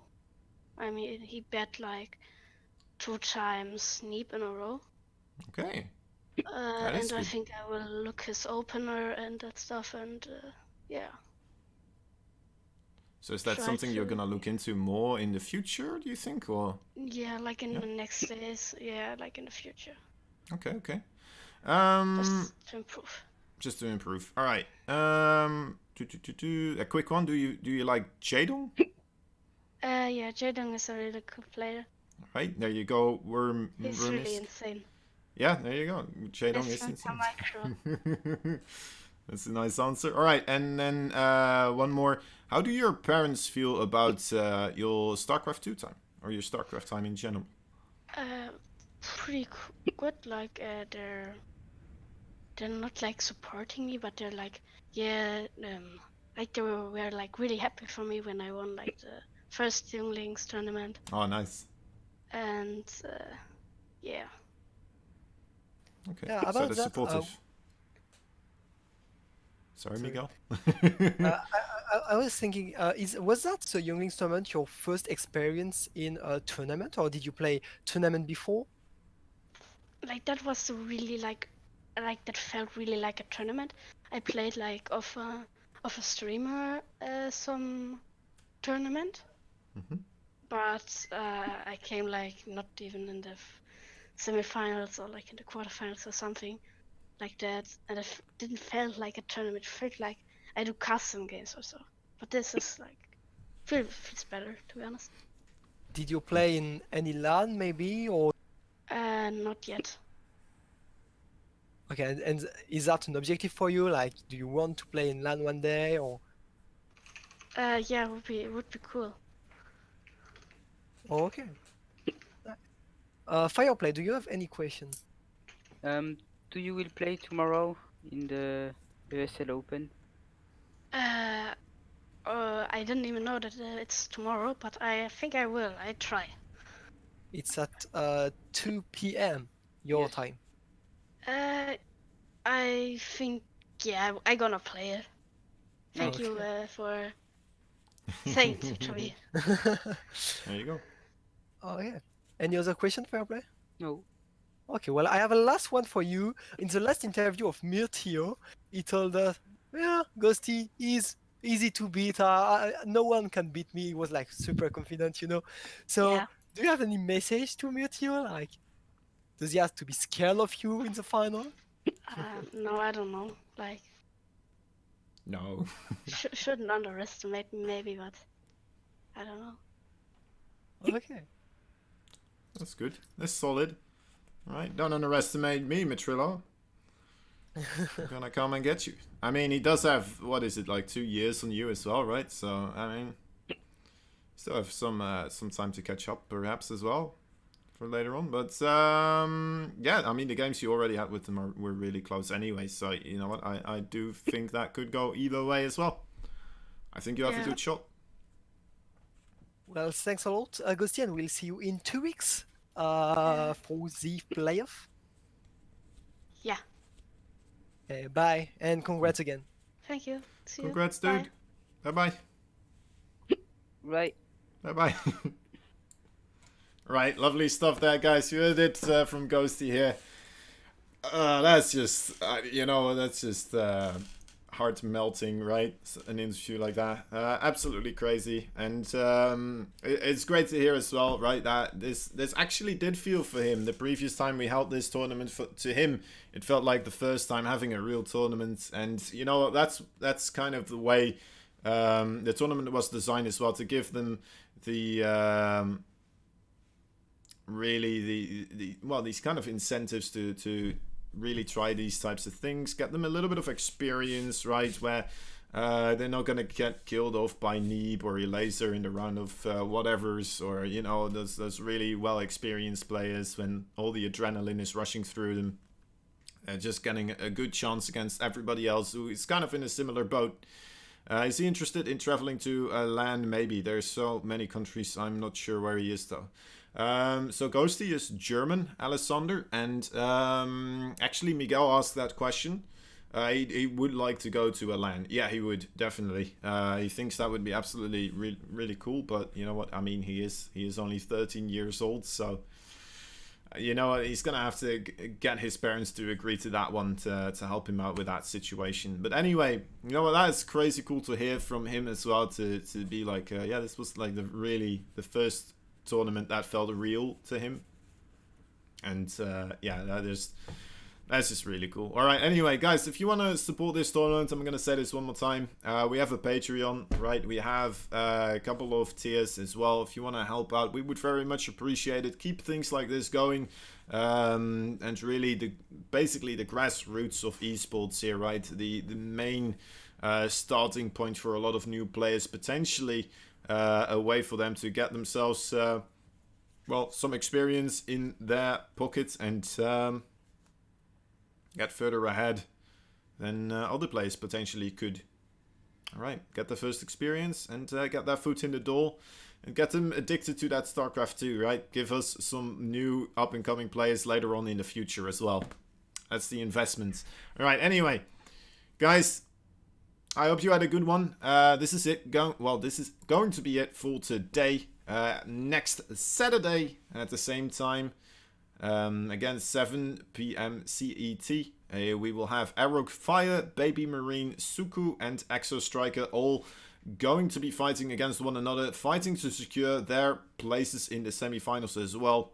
And we're gonna have to wait and see how that turns out. Anyway, I hope you all had a lovely time. I definitely did. I had a great time tomorrow as well. By the way, in the morning, which will be in actually 12 and a half hours exactly right now, we will have a show match, which will be Sue versus Innovation. So that could be absolutely lovely as well. It's not Sue versus Björn as we had today.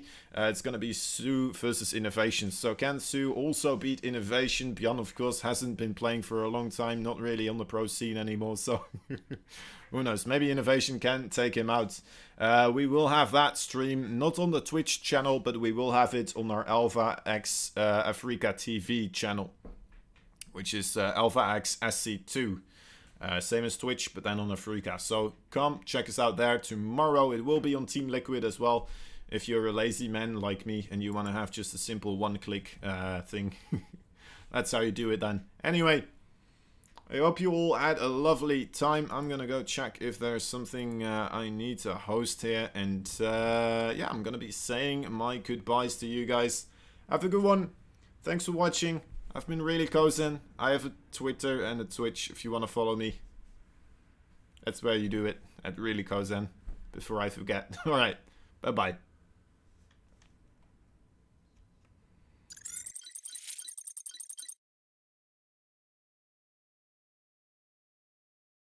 Missile.